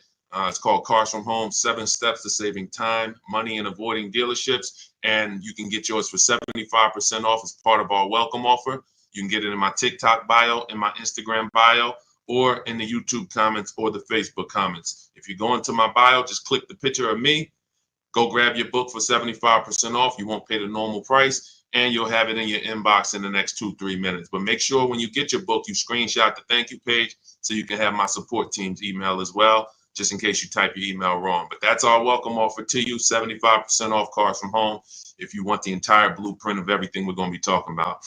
Okay, so with that said, now the housekeeping is done. You guys know that's only a 30-minute offer. So after 30 minutes, that welcome offer is gone. So if you like what you're hearing, definitely go and grab your copy of Cars from Home for 75% off in my bio or in the comment section. So, all right, let's start here. First question, should husband and wife buy together or separate based on better credit? Okay, so there's no right or wrong here, but if you're saying what gives us the best chance for the best approval, you know, you can say, all right, we can go on, we can try to go on together. Could you get approved by yourself? And so I keep my credit into, with no additional debt. Or if I'm trying to build credit and you're trying to build credit, then all right, we might go on together. But if it's not necessary for us to go on together, then you may want to keep your credit profile separately and just, get the person who can get approved the individual approval. But if you are building and you would like to have that payment history on your credit as well, then you can add it to both people's name. It really depends on your personal goals and where you're at. There's no right or wrong. It just depends on your goals. All right, let's go, everybody. Keep typing your questions. We got our first couple questions. As you type them, we'll add them to the show, and we'll get through as many as we can in the next hour. Go ahead, Dolan, shoot the next question up. Okay, what's up, Reem 99? I have a 2019 Chevy Silverado. I owe about 30,000, 120,000 miles. So the first thing that you should be considering is you're a high mileage driver. So I want you to look at this lesson that you're about to learn on depreciation. All right, here's what everyone buying or leasing or considering acquiring a depreciating asset like a car needs to understand. This is what I call the depreciation curve. This is also what I call the unseen expense. So you'll hear a lot of people who come to our streams refer to the unseen expense, which is depreciation. So if you buy a vehicle today, and stay by your keyboard so you can dialogue as I ask you these questions. That's how you're going to get the most out of this video. As if you buy a car today for 40,000, let's say I left it outside your house. Somebody gave you a $40,000 car. You don't have to pay for it, but you don't need it. And you say, look, I don't need it. I can't drive it. You can leave it there, but it's just going to sit there for a year because I can't use it. If you came back a year later, you never drove that car. Remember, we bought it for 40. If you come back a year later, never drove it 1 mile, is it still worth 40? Yes or no? Let's go. Type into the chat fast so we can get this, so we can keep the show high speed. Everybody who's dialoguing, I appreciate you. You usually get a lot out of these because your dialogue. So thank you. No, Gary. No to pull up. No. Okay. All right. Perfect. So we understand. Now, if you came back to that car a year later, you never drove it, and it's worth, let's say 35, 34, whatever it is, you bought it for 40, it lost value. See, because it doesn't matter whether you bought it and didn't drive it, or you leased it, or you owned it. See, when you start understanding depreciation like we're going over, now you can properly assess whether you should lease or buy a car and how you are going to beat depreciation. Because the entire goal for leasing versus buying is which one of these strategies, if I get a below market deal, allows me to beat depreciation based on my lifestyle. So so a high mileage driver, your depreciation ring looks entirely different from a normal driver. So where one driver might be 40,000, they come back a year later, their car's worth, 36, 34. If they didn't drive it, if they put average miles on it, maybe it's worth 32. They're losing money based on their mileage. You might put 30,000 on that car in 1 year. So your depreciation looks like this now. It doesn't look like this. Your car goes from being worth 40 1 year to literally it could be worth 26 the next year because you put 30,000 miles on it. So you have to take into account depreciation differently than a normal person. Everyone has to take it into account, but you have to, any high mileage drivers on here, if you drive more than 18,000 miles, I want you to type HM into the chat for high mileage. This is specifically how you need to be looking at depreciation so that you don't keep flipping out of cars and then coming back with huge amounts of negative equity because you're structuring your deals like you're not a high mileage driver and you're killing your values. High mileage drivers used to come into the dealership with, you know, cars that were 5 years old, got 180,000 miles on them, and they still have big loans left. They still have loans that show they got a loan like a normal driver, 5-year loan, 6-year loan. This is what normal drivers can get based on their ownership. High mileage drivers, you cannot do that because all you're doing is pushing your losses to the back end. You might have a lower payment of $150 less, but what's going to happen is when you go to replace this car in 5 years, 6 years, if it still has a loan, now you're dealing with huge amounts of negative equity that you have to now roll over to your next vehicle or put 10, 15, 20 grand down so that you don't have that going to your next vehicle. So the smarter thing for you to do, Reem, is to figure out right up front, how many years are you keeping your next car? And if you're keeping your next car, like if you give you an example, let's go deeper. If you had kept this same Chevy Silverado for another 5 years, it wouldn't matter. Instead of it having 120,000 miles on it, you'd have probably 220,000 miles on it. The truck could go that long. If you got a good one, a quality one, then you should be able to put that money. You should be able to get that time out of that truck. But because you're a short-term owner, you're considering a short-term replacement. Now you have to take into account leasing. Does it make more sense for me to get a below market lease on these vehicles, pay less, build in my mileage so that I can avoid depreciation? Because if you're buying these vehicles and then you're destroying the value and you're replacing them in 5 years, you're not getting all of that money that you put in that car back out of it. You could have put much less money into it and still driven the truck.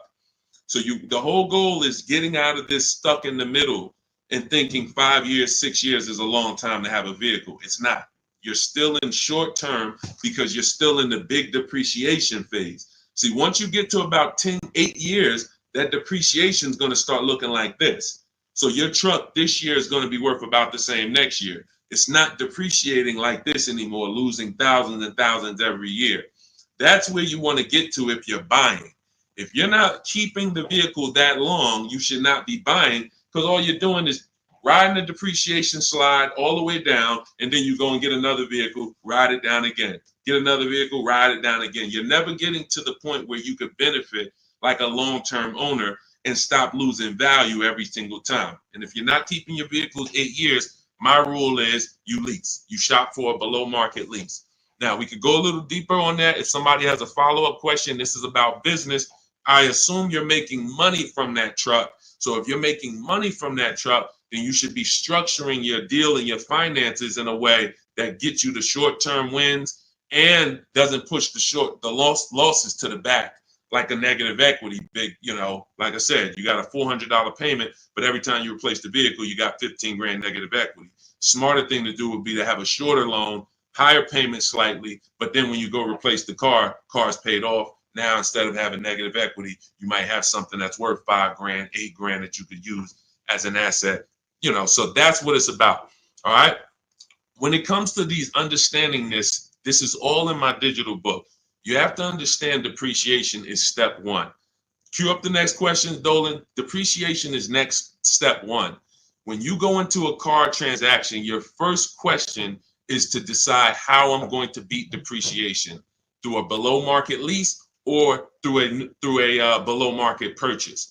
But if you do a below market purchase, which means you pay less than everyone else paid, but you should have leased, then you paid too much.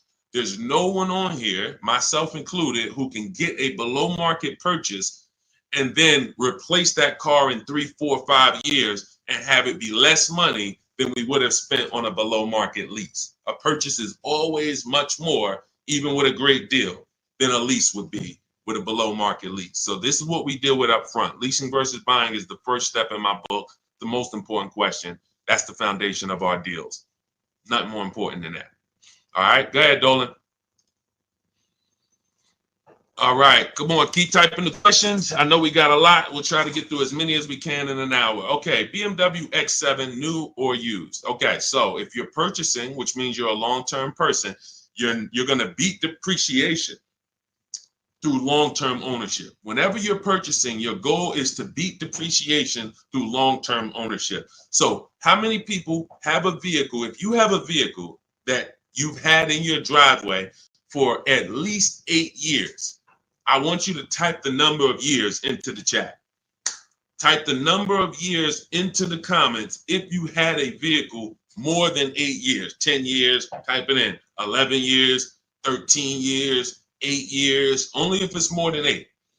I want to show you how you should be looking at purchasing and what your goal should be. What your goal should be when you buy. Okay, so I see somebody TikTok 15 years. I see, okay, brother, I see 11 years. Okay, anyone who has a car, if you have a vehicle in your driveway right now that you have had, William Smith, 12 years. Okay, if you've had it more than 8 years, type the number of years into the chat so that you can understand what we're about to break down here. Because you're asking Chuck T, new or used. This is totally based on budget. But after you decide what your goal is, which is a long-term purchase. All right, 9 years. I see you, Liz. All right, so when you look at keeping a vehicle as long as the people who just shouted out how many years they've kept it, this is what their depreciation looks like now.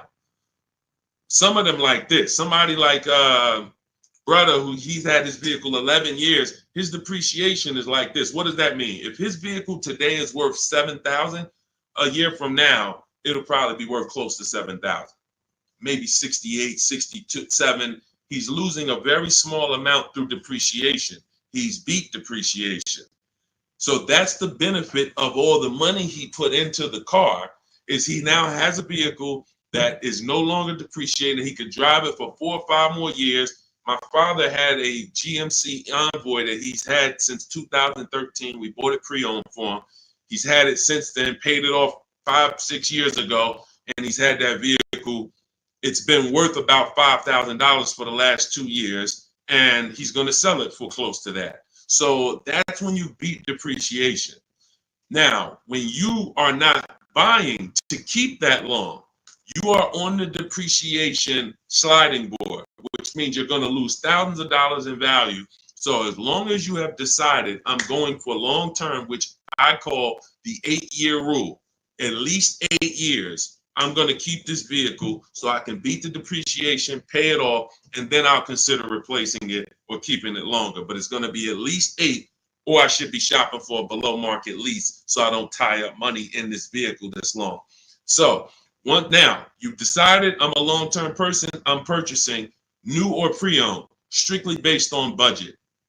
Can we afford both? If we can afford both, then I have in step 3 in my book, and step 4, which is shopping, not buying. This is when I'm helping you make this decision of new versus pre-owned. Which value system are you operating with? Some people, if they know they're only getting a replacement vehicle every 8 to 10 years, they're going to go and get a new one because they're like, listen, I only do this once a decade. I want to make sure I have the latest and greatest. I could afford it, no problem. Some people, they say, you know, even though I could afford the new one, I want to go pre-owned. Let me try to knock 20%, 30% off my investment so I have even less money invested in the car. One person wants the latest and greatest. One person wants more value with a discount off of it, and they don't need the absolute latest. So that's the balance between new versus used. Can I get everything I need and want in a new car for my budget? Can I afford to get everything I need and want in a new car, BMW X7, for my budget? If yes, then you can go new.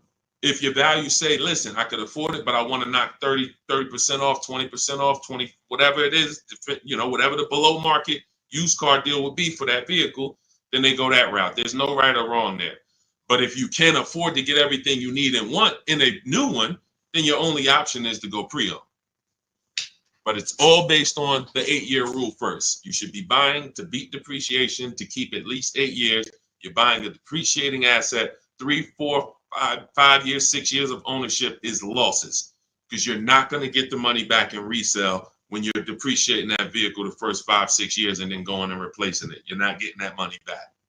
You would have been much better off getting a below market lease. Give you an example. Let's take a vehicle that's close, relatively close, price wise to that X7. Look at Teddy's, BMW. He has an electric BMW, so he got a bigger discount because there's rebates that he got. There's rebates that wouldn't be applicable on the X7, but it's a $73,000 vehicle.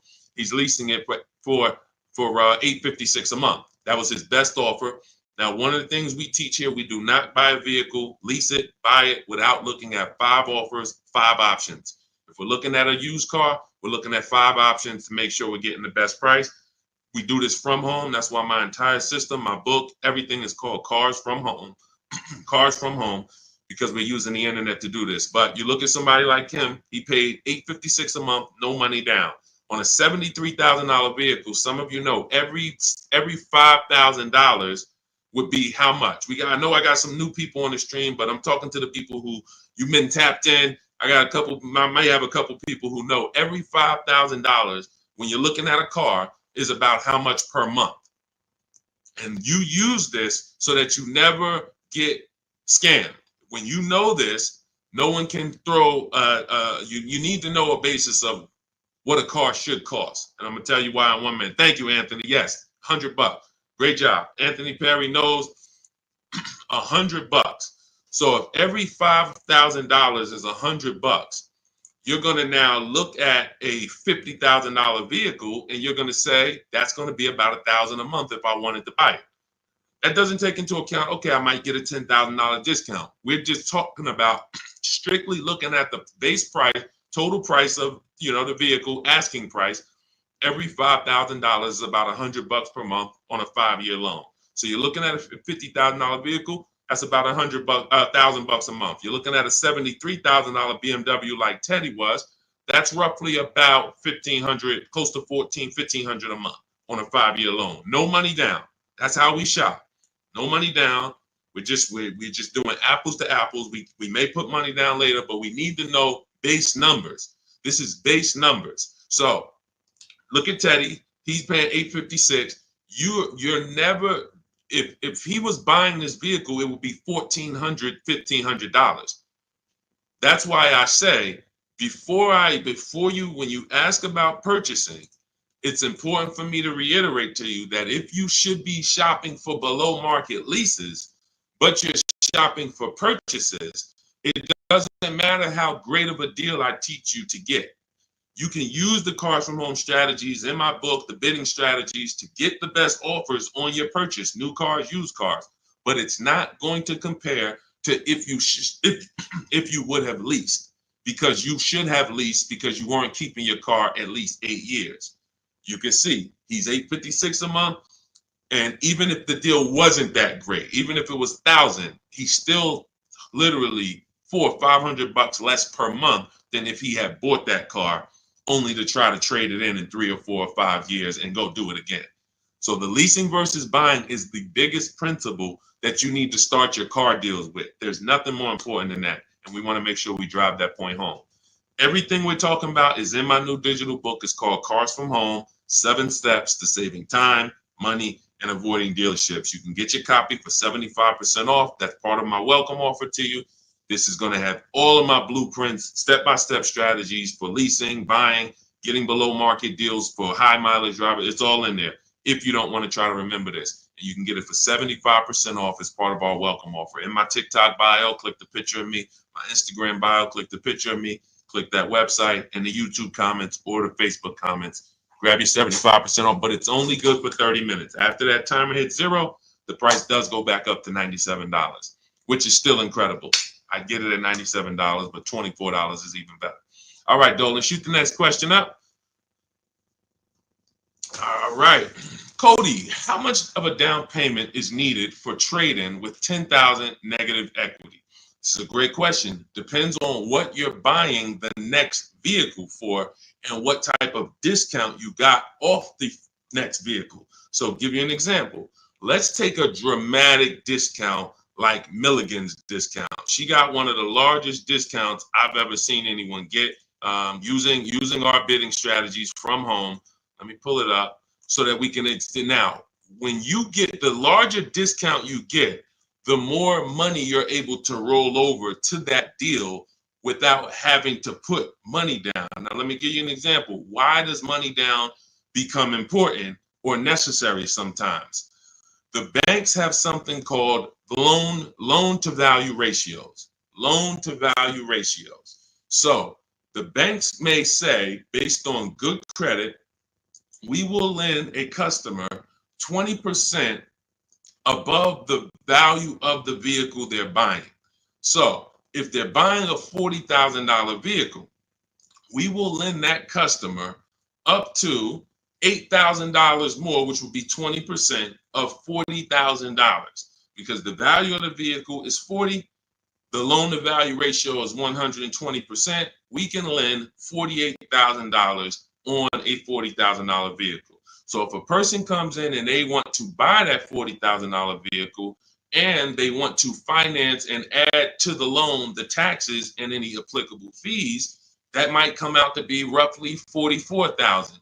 They'll qualify because the bank says you have up to $8,000. Now, let's say they want to bring a small amount of negative equity over to the deal, $4,000. So now they buy it for 40. They get they have $4,000 in fees and taxes, and then they have another $4,000 of negative equity that they add to the transaction. The bank will say you're still at no more than 20% above the value of the vehicle. We can approve this with no money down. The problem happens when a person wants to add $8,000 of negative equity on top of that. So now they're buying it for 40. They are getting taxes and fees added. That's 44. And then they want to slap 8,000 of negative equity on there. That's 52. The bank is going to say, no, we only will approve 20% above the vehicle's value, which is $48,000. So if you could get it down to $48,000, we'll approve it. If not, we can't approve it. The customer has to put the money down to make up the difference. So in that scenario, what you would be asking for would be above the bank's loan to value ratios. This is why I call negative equity the bad credit for people with good credit.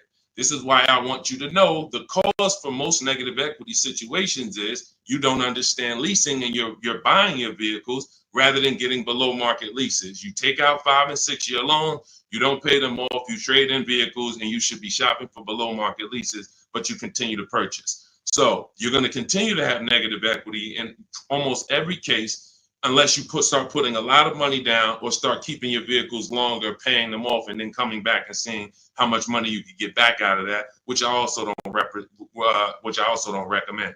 But the last thing, which is very important, especially when you have large amounts of negative equity, is let's say that same $40,000 vehicle, you're using our strategies and you get a $8,000 discount. Or let's take a vehicle. Let's take Milligan's deal. Like I said, in her particular case, she got a $79,000 vehicle for $51,000. This is a Mercedes. It's an electric version. She used our bidding system. She got the biggest discount I've ever seen, and she can put any amount of negative equity on top of this deal because the bank is lending against this vehicle, this Mercedes, based on a $79,000 value.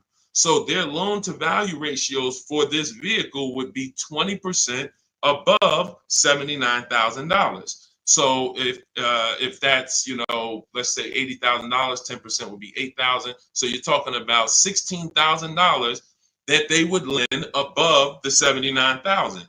So they're looking and saying, wow, if this is a $79,000 vehicle, they don't care about what the woman bought it for. They don't know that. All they know is when the loan paperwork comes in, we're asking for less than what the loan to value threshold show. And they have other people that go and they pay list price. They go in, they have no strategies, and they just go in and say, all right, it costs $79,000, I'll take it, not realizing that, okay, I didn't negotiate, I overpaid by almost $27,000. That's the market value for this particular vehicle, but the bank doesn't care. The bank just wants to know that when the loan comes in, it's under $86,000 or $87,000, and they're going to approve it. So the bigger discount you get, the more room you have to move negative equity over, and that's what you want to understand. If I had a large amount of negative equity, I would be choosing several vehicles, using our bidding strategies from home. If you want to do it your way, at least calling around, talking to managers, getting multiple offers. You want to talk to salesmen and managers, you can do that. But once you get the discount, any amount of negative equity that you bring over would now go on top of your selling price. So if you got a $10,000 discount, then you brought $5,000 of negative equity over, you would be well below the bank's loan to value threshold. So it's based off of how much negative equity you have, and then it's connected to how much discount you're going to get off the value of the vehicle, which is what the banks actually base the loan to value approvals on. And if you can do that, you don't need a trade, you don't need a down payment. And I hope that's clear. If you rewatch this, rewatch this segment, it'll be clear to you. If most people understood that and the cost for negative equity, we have a lot better world. Deals. Negative equity is the one thing besides super bad credit where you can walk in with an 800 score. You're not leaving with a car, depending on what your situation is and what car you're trying to get and how much they're charging you for it. You are not leaving with a car. And that's just the sad part. So stay out of negative equity. Get out, stay out of it. All right, go ahead, Dolan. Next question. And I see you, Quintia. We'll get to you asking about Tesla. All right, Miss A, good to see you. Any advice on leasing as a first-time car buyer? Sure. Let's look for something that's mainstream because some banks do not want to be your first lease. When I was at Mercedes, unless you were like, they had a Rising Star program, which was certain college students and, would have, condition. They had to have certain things like 2 trade lines on their credit report, but that's the only people who can qualify to get a Mercedes as their first loan or lease. Some of these, luxury banks or import banks do not want to be the first one, but Honda, Toyota, Chevrolet, Ford, Nissan, and possibly Infiniti, as long as your credit profile is good, you're in that good range, high 6s, low 7s, the better, the higher the better, and you have a solid credit report, that could be 2 credit cards, but you're paying them on time, you're not using up that credit. I would be shopping based on the 8-year rule, which is the first step in my book. The 8-year rule is how many years are you going to keep the next car? That's the leasing versus buying question. And once you make that decision, if you're not keeping the car 8 years, you should be shopping for a below market lease. And I've seen so many people that would buy their first car or they would buy their children their first cars, and they're getting like $400 payments on these cars or $350 payments. That's only a $15,000 to $18,000 car. So they're usually getting, a 4 or 5-year-old, Hyundai Elantra, Toyota Corolla, if they're buying used. These are the same vehicles that they may turn around and trade in 2 or 3 years, 4 years. They're paying $350 a month, and God forbid the vehicle breaks down on them or anything. They're dealing with a used car, where you can get some of these incredible lease deals, and you can get them for, depending on the car you're looking at. Somebody had just got an Elantra, and the payment was $350 a month, brand new car, no money down. Let me see if I can find their deal. It was here we go. It's India. I joined last year. She joined our program. I do have a program where I shop with people. Depends on how you want to learn. You can go to my bio to figure that out too.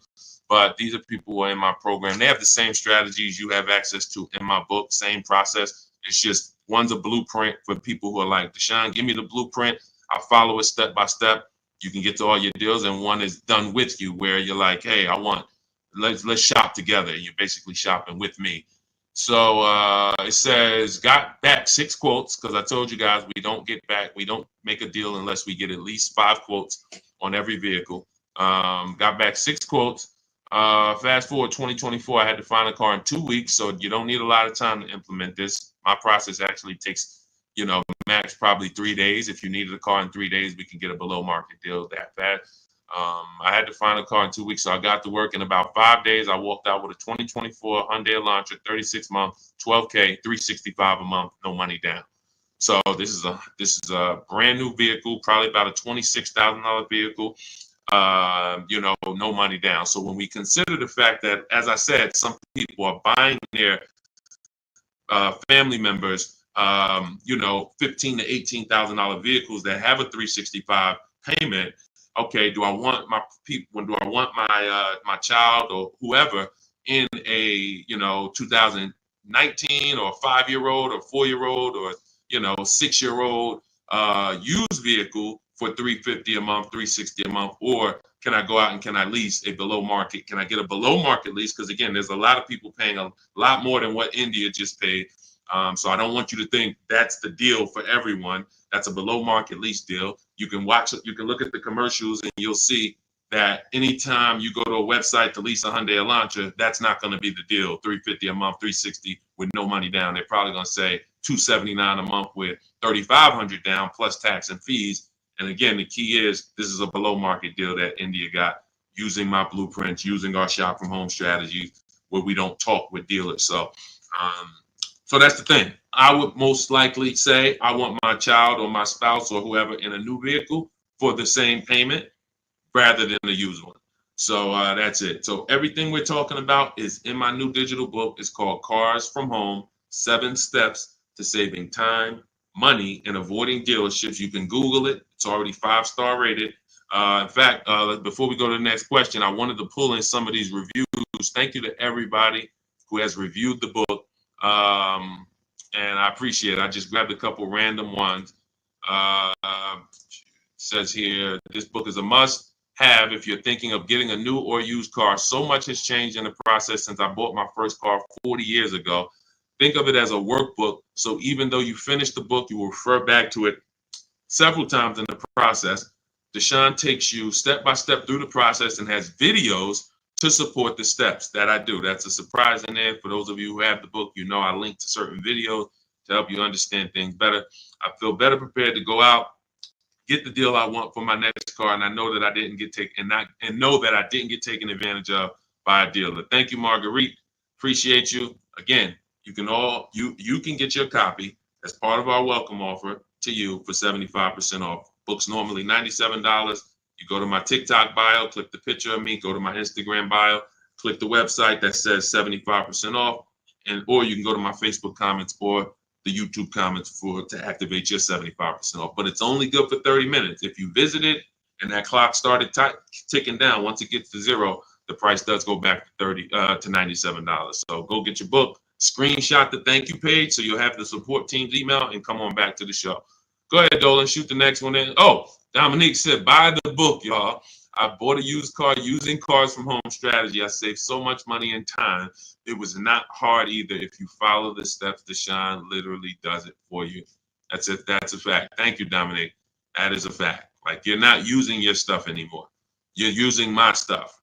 So that is, if you leave your stuff. That's why I represent Unlearn, Relearn, because when you decide you want to unlearn your way of car shopping and you want to do it the Cars from Home way, that's all you need. As long as you have a computer and you can copy and paste and send emails and visit websites, you can win. That's all you need. But you do need to be able to use a computer and copy and paste. That is a requirement. And everyone may not be able to do that. If you have somebody in your family that's good with copying and pasting and sending emails, that's all we need to win.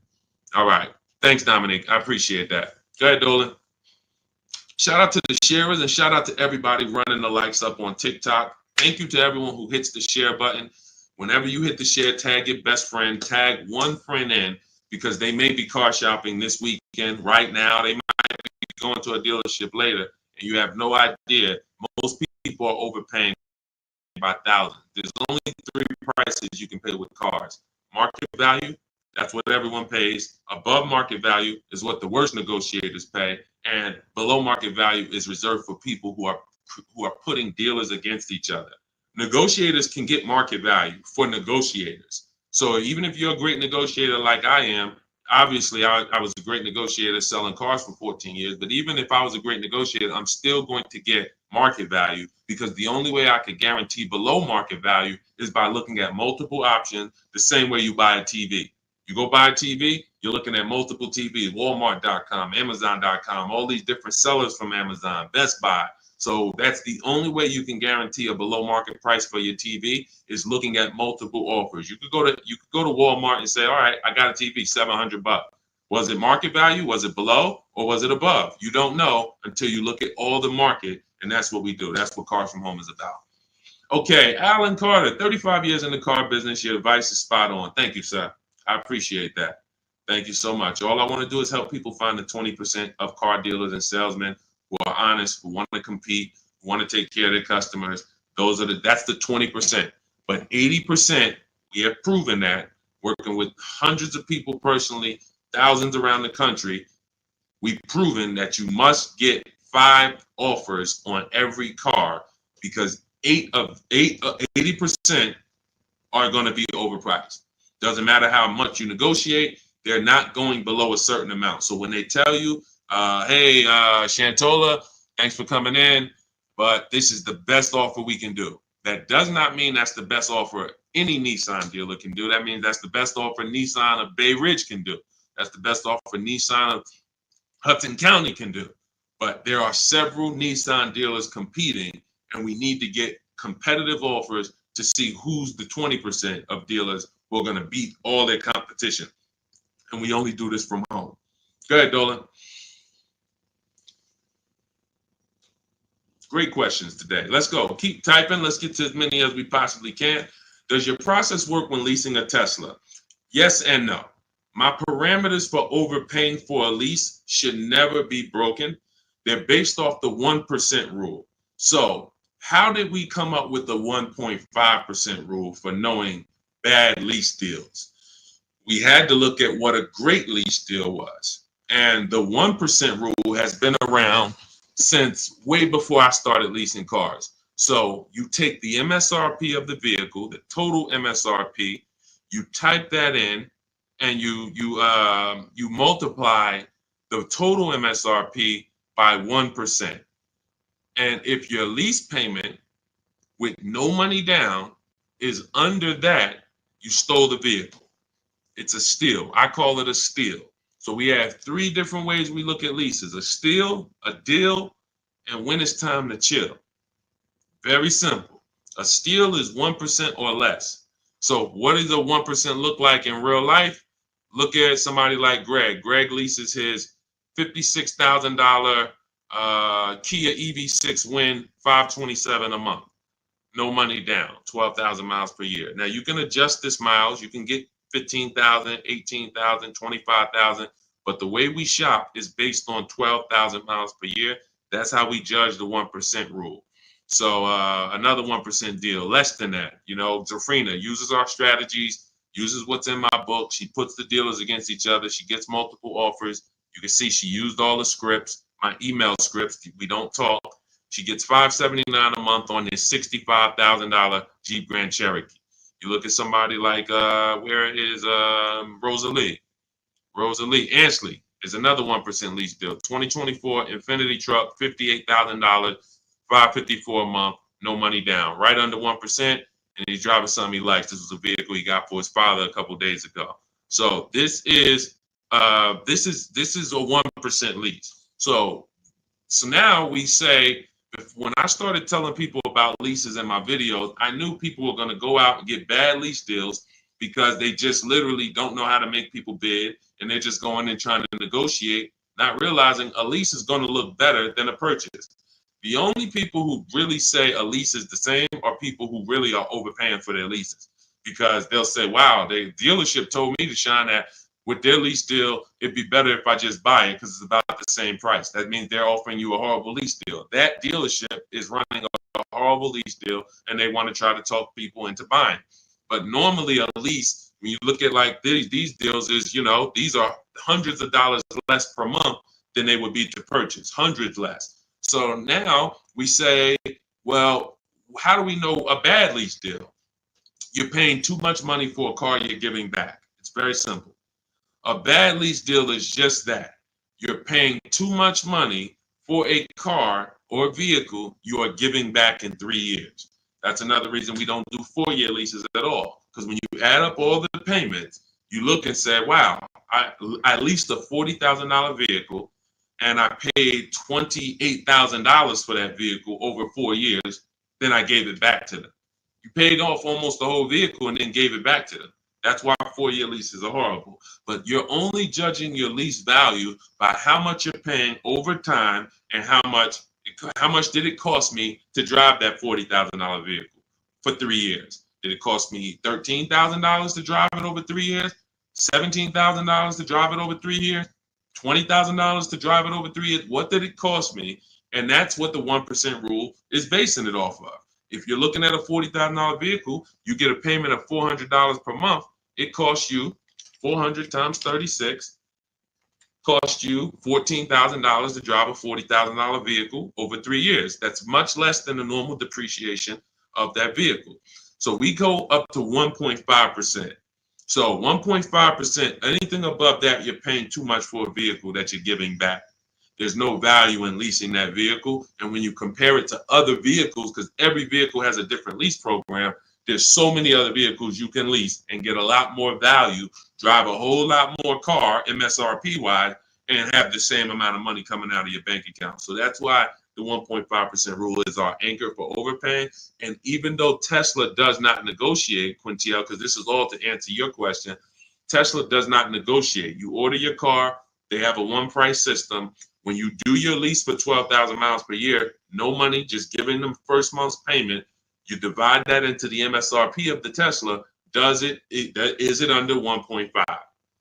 So I don't care that Tesla. So Tesla doesn't allow us to make dealers bid against each other because every Tesla is going to be the same price from California to New Zealand to New Hampshire to Connecticut. They're the same price. So what we have to say is the lease program good that Tesla is offering? And if I divide my monthly payment into my MSRP and it's under 1.5, closer to 1 the better, the lower the better. But we need to judge that. That's how we would judge that. So when that's the part of our process that would still be applicable when leasing a Tesla. And if you have a vehicle you're replacing, or when that vehicle is up, our system for selling leases, assessing our equity is still applicable because we don't return a lease without checking equity. This is step 2 in my process. If you have a lease, or if you have ever at any point in your life dropped off a lease to a dealership without checking for equity, type me in the comments.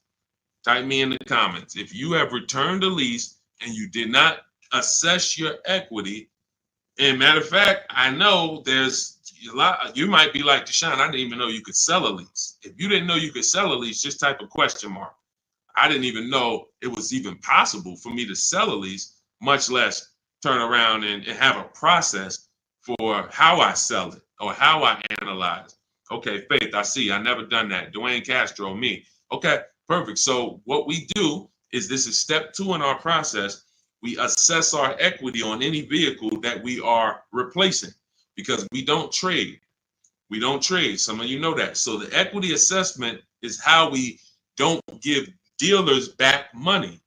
So if your car on the market is worth $19,000 and you go drop it back to a dealership, but they could buy that car for $16,000, now you just lost $3,000 of equity because they're going to buy that vehicle and they're going to resell it based on a market value of 19. So what we do is we make sure before we return any lease, we are checking the market value, getting 6 offers to see if is the price that a dealer can buy our lease for, is that a price that is a price that's higher than our is our market value higher than the market? Let me break it down like this. Let's say the dealer buyout price is $19,000, but your highest offer market-wise is $24,000. That means you have $4,000 to $5,000 of equity that we could cash out, let CarMax, Driveway, Carvana, Kelly Blue Book Instant Cash Offer, AutoNation, Car Gurus, one of these buyers that we use, this is all in my book. This is step 2. We get these online bids. We're going to let them buy the vehicle and then we'll make $3,000, $4,000, $5,000 once we sell it to them. And I've helped hundreds of people do this. There's several videos on my pages where you can see people that are commenting, man, I use your strategies. I made $7,000, $8,000, $10,000, especially during the pandemic, because every vehicle was worth $7,000 to $12,000 more than it's worth today, more than it would be worth in a real market. And I told people for 2 years straight, once I started talking about this, I said, listen, cash out now. If you have a vehicle, cash out. We help people cash out $5,000, $7,000, $10,000, $12,000, put that money in their bank, release or rebuy below market. And some people can say they capitalize on a once in a lifetime market that none of us have ever seen before. Strictly based on the equity assessment. This is all in my digital book.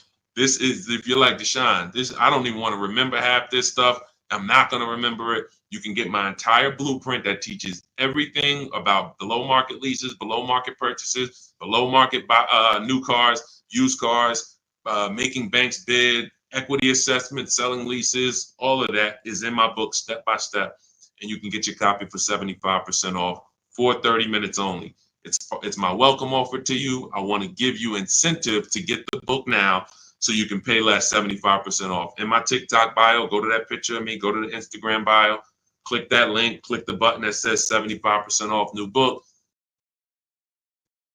Get your copy. Make sure you screenshot the thank you page. If you're on YouTube, your 75% off link is in the comments. Facebook, it's in the comments, but it's only for 30 minutes. After that, the price does go back up to $97, which is worth every penny, but $24 is better. So go get your book and then come back to the show. Go ahead, Dolan. Great question so far. Let's keep going.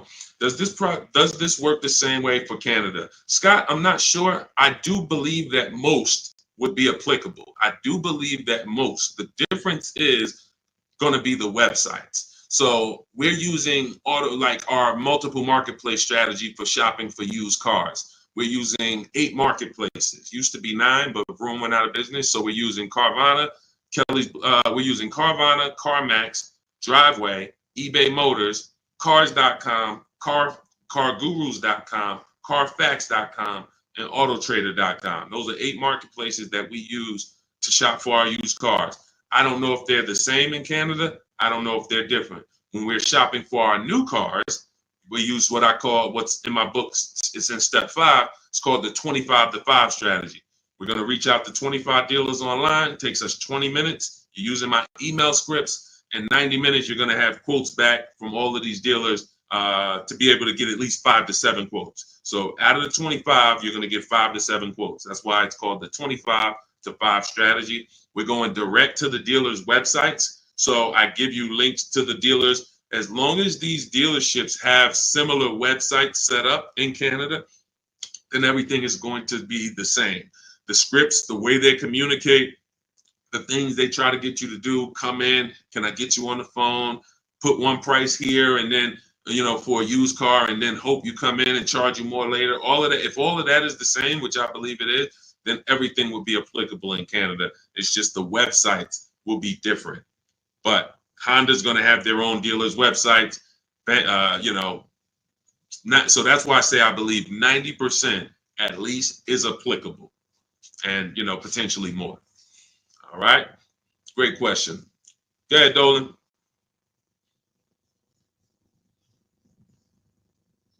I have the book. Great job, and make sure you guys send me your emails, just like Tiffany did. I always use Tiffany because she was the first one to send us an email, and I always make sure I reference her. But everybody who sends these in, I get to bring them onto the show. I brought a couple more. Look, this one is from Christopher. Deshaun, thanks so much for these resources. I read your entire book last night. I've already been underway and trying to put my deal together. What a great book. I have my quotes together. Now I'm ready to take the next step with the calculator.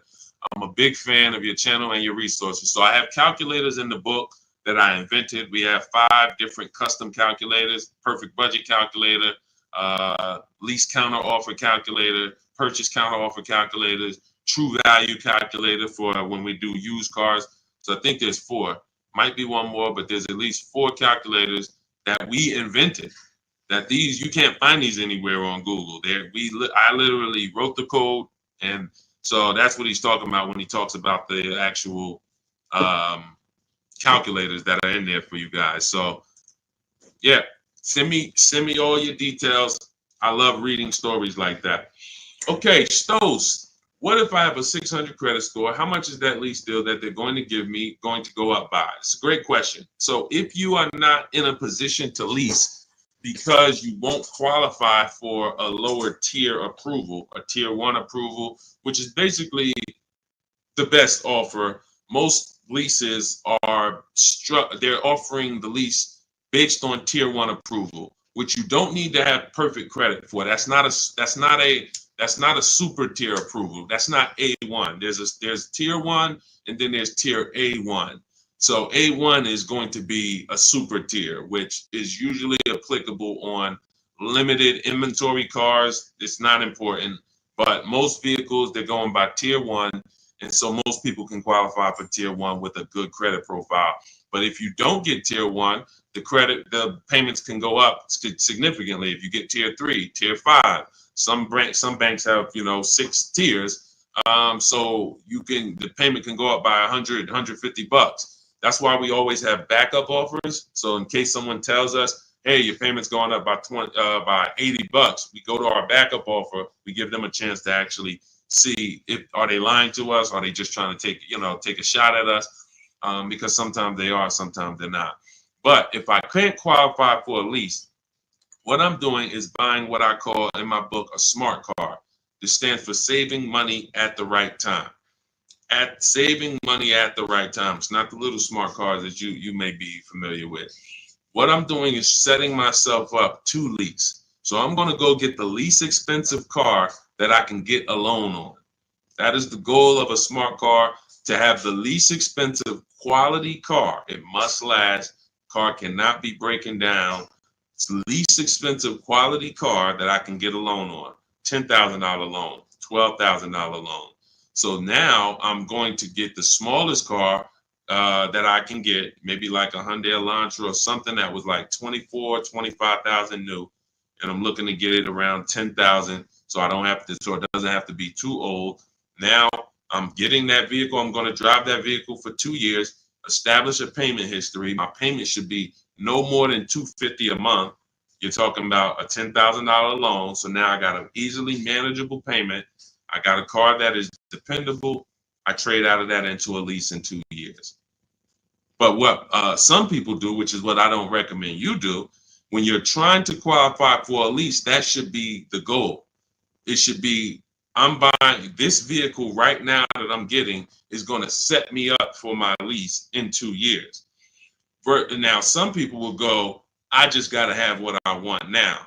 And they'll go and they'll get the Dodge Charger with the Hemi engine, or they want but they know that, all right, I'm going to go and get a $25,000 vehicle. But because you have a lower credit score, you're going to pay 18, 20, 25% interest. So now when you go to replace that, first of all, in 2 years, you got to make it to 2 years with a high payment, a car that most likely wasn't a quality car, because you're stretching. When I say you're stretching, if you're trying to get a $25,000 Dodge Hellcat, that vehicle probably has 80,000 miles on it, no warranty. So you're getting you're not getting a quality one. You're getting the one you can afford, which is going to be high miles, older. And now you have this high payment, high interest. So when you go to replace that car in 2 years and try to go into a lease, you're going to have a huge amount of negative equity, maybe $8,000, $9,000, $10,000, $15,000 of negative equity.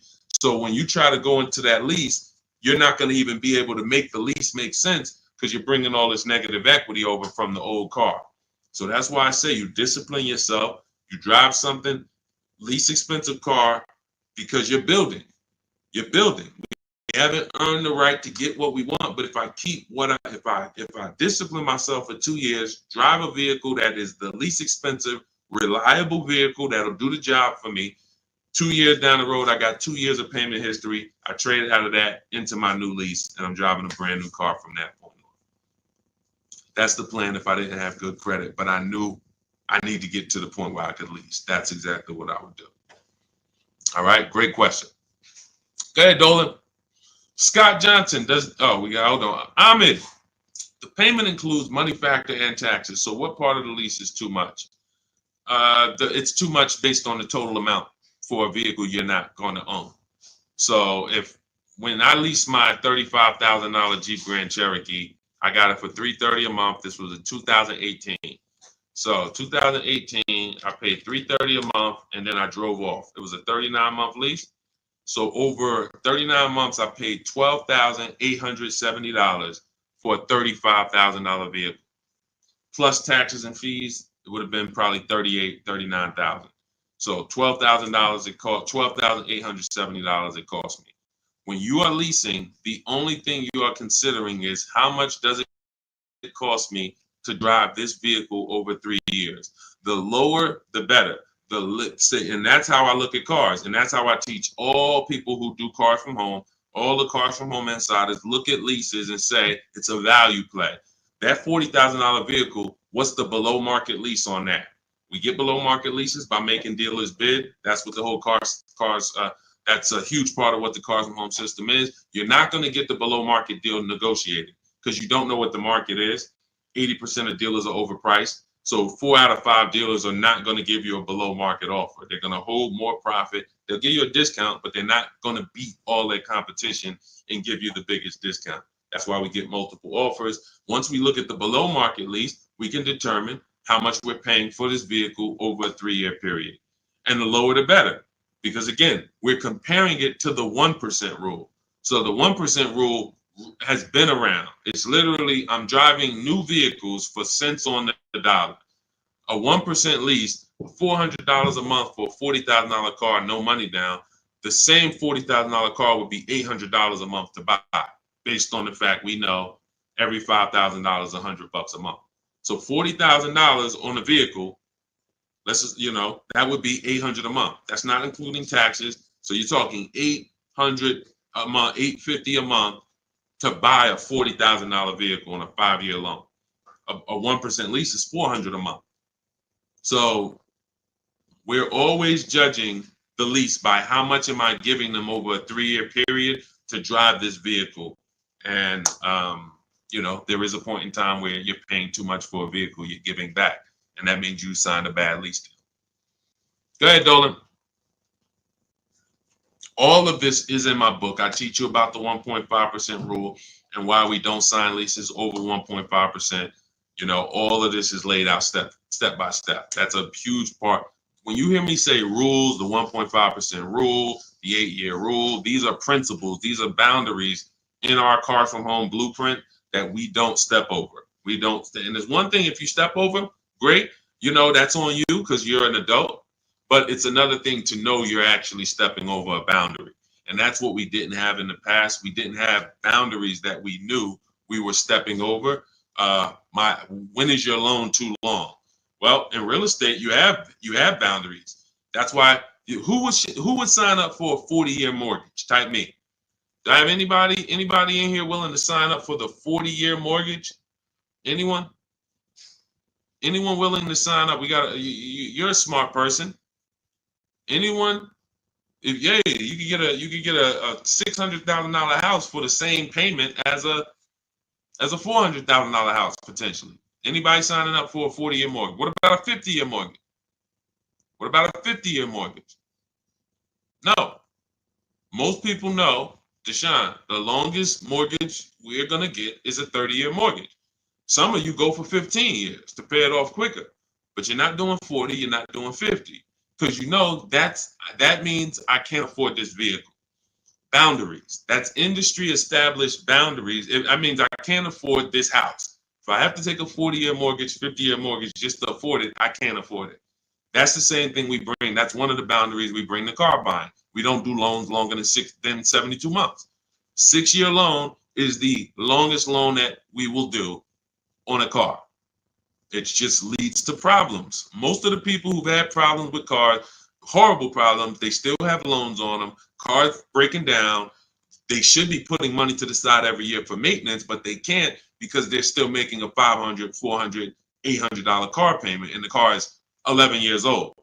These are issues. These are boundaries that we don't step over. That's why you'll learn in my book, The Rule of 72 and the 10th birthday. 6-year loan is the max. Car should be paid off by the 10th birthday. These are boundaries. That's what we bring. Dion Harvey, would you pay 16 for a Mercedes-Benz with 113,000 miles? No, unless you can pay cash for it, you most likely are going to end up in a tough position. And I'll tell you why. If you can pay cash for it, then you can put away money for the maintenance and for the upkeep. When I sold Mercedes, and I sold them for 5 years, the people who I would literally run into that were in tears were people who the service department told, you have a $4,000 repair, plus you need brakes, plus you need an oil change. So oil change on the Mercedes is $200. Brakes could be $2,000. Then you have a repair because you don't have a warranty that could be your navigation system goes out. That could be $3,000.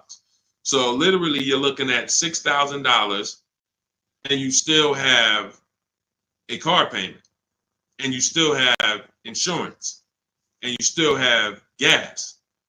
So this is something I call the 4 expenses that we take into account. How we're going to acquire the car, insurance, gas, and maintenance and repairs. So these are the 4 expenses. And what gets people with Mercedes, BMWs, Range Rovers, Porsche, anything that's expensive to maintain and repair is nothing when something breaks, nothing costs $100. So it's not that they can't afford it. They can't afford to do that and make their car payment. So that's why I said, if you're going to pay cash for the 16 Mercedes and you've screened down title, history, service records, accident history, and then you've done a market assessment. This is all stuff I teach you to do step by step in my book when we're buying a used car, then you can pay cash for it. But if you can't pay cash for at this point, 8-year-old car with 113,000 miles on it, then you really can't afford that car. Go ahead, Dolan.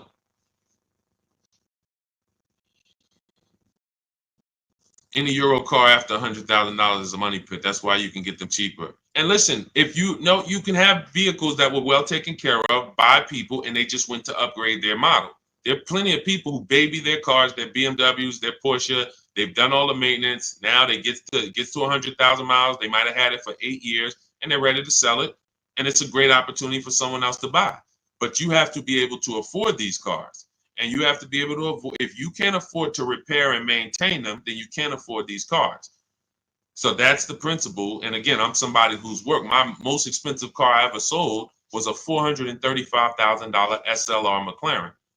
So I've had plenty of people who had, $200,000 Maybachs and, $180,000 S63s. Like, there are principles of affordability that safe people, conservative people follow to make sure they're not getting in trouble buying these expensive vehicles. And then there's people who don't have these principles and they're buying less expensive vehicles, lack of quality, and they're basically shoehorning their way into the vehicle with a loan, but they can't afford the vehicle because they can't afford to maintain it. And they can't afford to pay it off in time before things really start going wrong. If I got a paid off Mercedes or paid off Range Rover, but I'm putting, I was paying $700 a month to buy it, but now it's paid off. So now I put $300 a month to the side in an emergency fund. So when something breaks, I go to my emergency fund. Okay, my car needs this, my car needs that, but I'm not making a car payment anymore, so I can afford the maintenance. Problem is, when you're making a car payment and things start breaking, that's the problem. That's what we want to stay away from. So Ron, I have to turn in my 2022 Kia EV 425. Don't want to buy it, but my buyer's 21, worth only 15 right now. So 425 a month on a $41,000 car, good deal. It sounds like it, but we don't know if that was the best deal, and that's the problem. Sounds like it. It's a 1% lease, 425. If you put no money down, and you literally just signed the deal for 425, gave that to them and drove off at 425 a month, then that's close to a 1% lease. And that's but we don't know if that was the best. And I'll give you an example. So Zafrina was shopping for a Jeep Grand Cherokee. She had one coming off lease. She ran her equity assessment just like you. It was no equity in it, so that means she's just going to return it. If there's no equity in the lease, we just return it. When it's done, we start shopping for our lease, just like normal. Once we make our last payment, we get out, we start shopping using our system. Now we get our offers. She gets offers on this Jeep Grand Cherokee Limited, and she said it was about 1.2%, which is a solid deal. I mean, 1.2%. Great value lease. But she said that the dealer who won the bid, who she was about to choose, said that she was coming out of a 1% lease that I had helped her get going back to 2021, right before the pandemic, maybe 2020. She was coming out of a 1% lease. So she was really trying to get back to a 1% lease, not go up to 1.2. So the dealer said, this other vehicle I have, this electric one, I could get you to 1% on that. So she asked in our group, because this is people who shop with Deshaun. If you want to shop with Deshaun, if you want to learn, depends on how you learn. Go to my same bio and you'll see buttons that says, see if you qualify, shop with Deshaun. But I do work with people who want to actually shop in a different way. Blueprint is for people who like blueprints. If you are a blueprint person, Deshaun, give me the blueprint. That is my Cars from Home book. It's the ultimate blueprint to below market deals. That's why I show all of these people who actually used it and wrote about it, and you can read the reviews on it. But when you see these Facebook posts, these are people who have been working with me and in my private program. But anyway, let's get to the point. She now says, should I take the 1% on the different vehicle? I said, you got to you have to reach out to all the dealers that emailed you about the original Jeep Grand Cherokee and now give them a shot, because now that guy might be offering you 1%, but you don't know, is that the best deal? Just because he was going to give you the best deal on the normal version, he beat everyone else. That does not mean he's giving you the best on this electric version. He could be using this as an opportunity to make a little more money on you. So she connects, sends out my scripts. We have this contact script, very simple to use, copy and paste. She sends it out on the electric version. The winning bid comes in at $579 a month, which ends up being a 0.88% lease. So yes, when we look at a 1% lease, we might say, hey, when you're asking, hey, this was a 1% lease, was that a good deal? Yes, it is a good deal. Yes, it is a steal. 1% is a steal. Does it mean 405 was not available on this vehicle? No. Does it mean 395 wasn't available on this $41,000 vehicle you got? No. And there's no way for us to know that unless you followed our process and you know there was no better offer than this offer. That's when you know.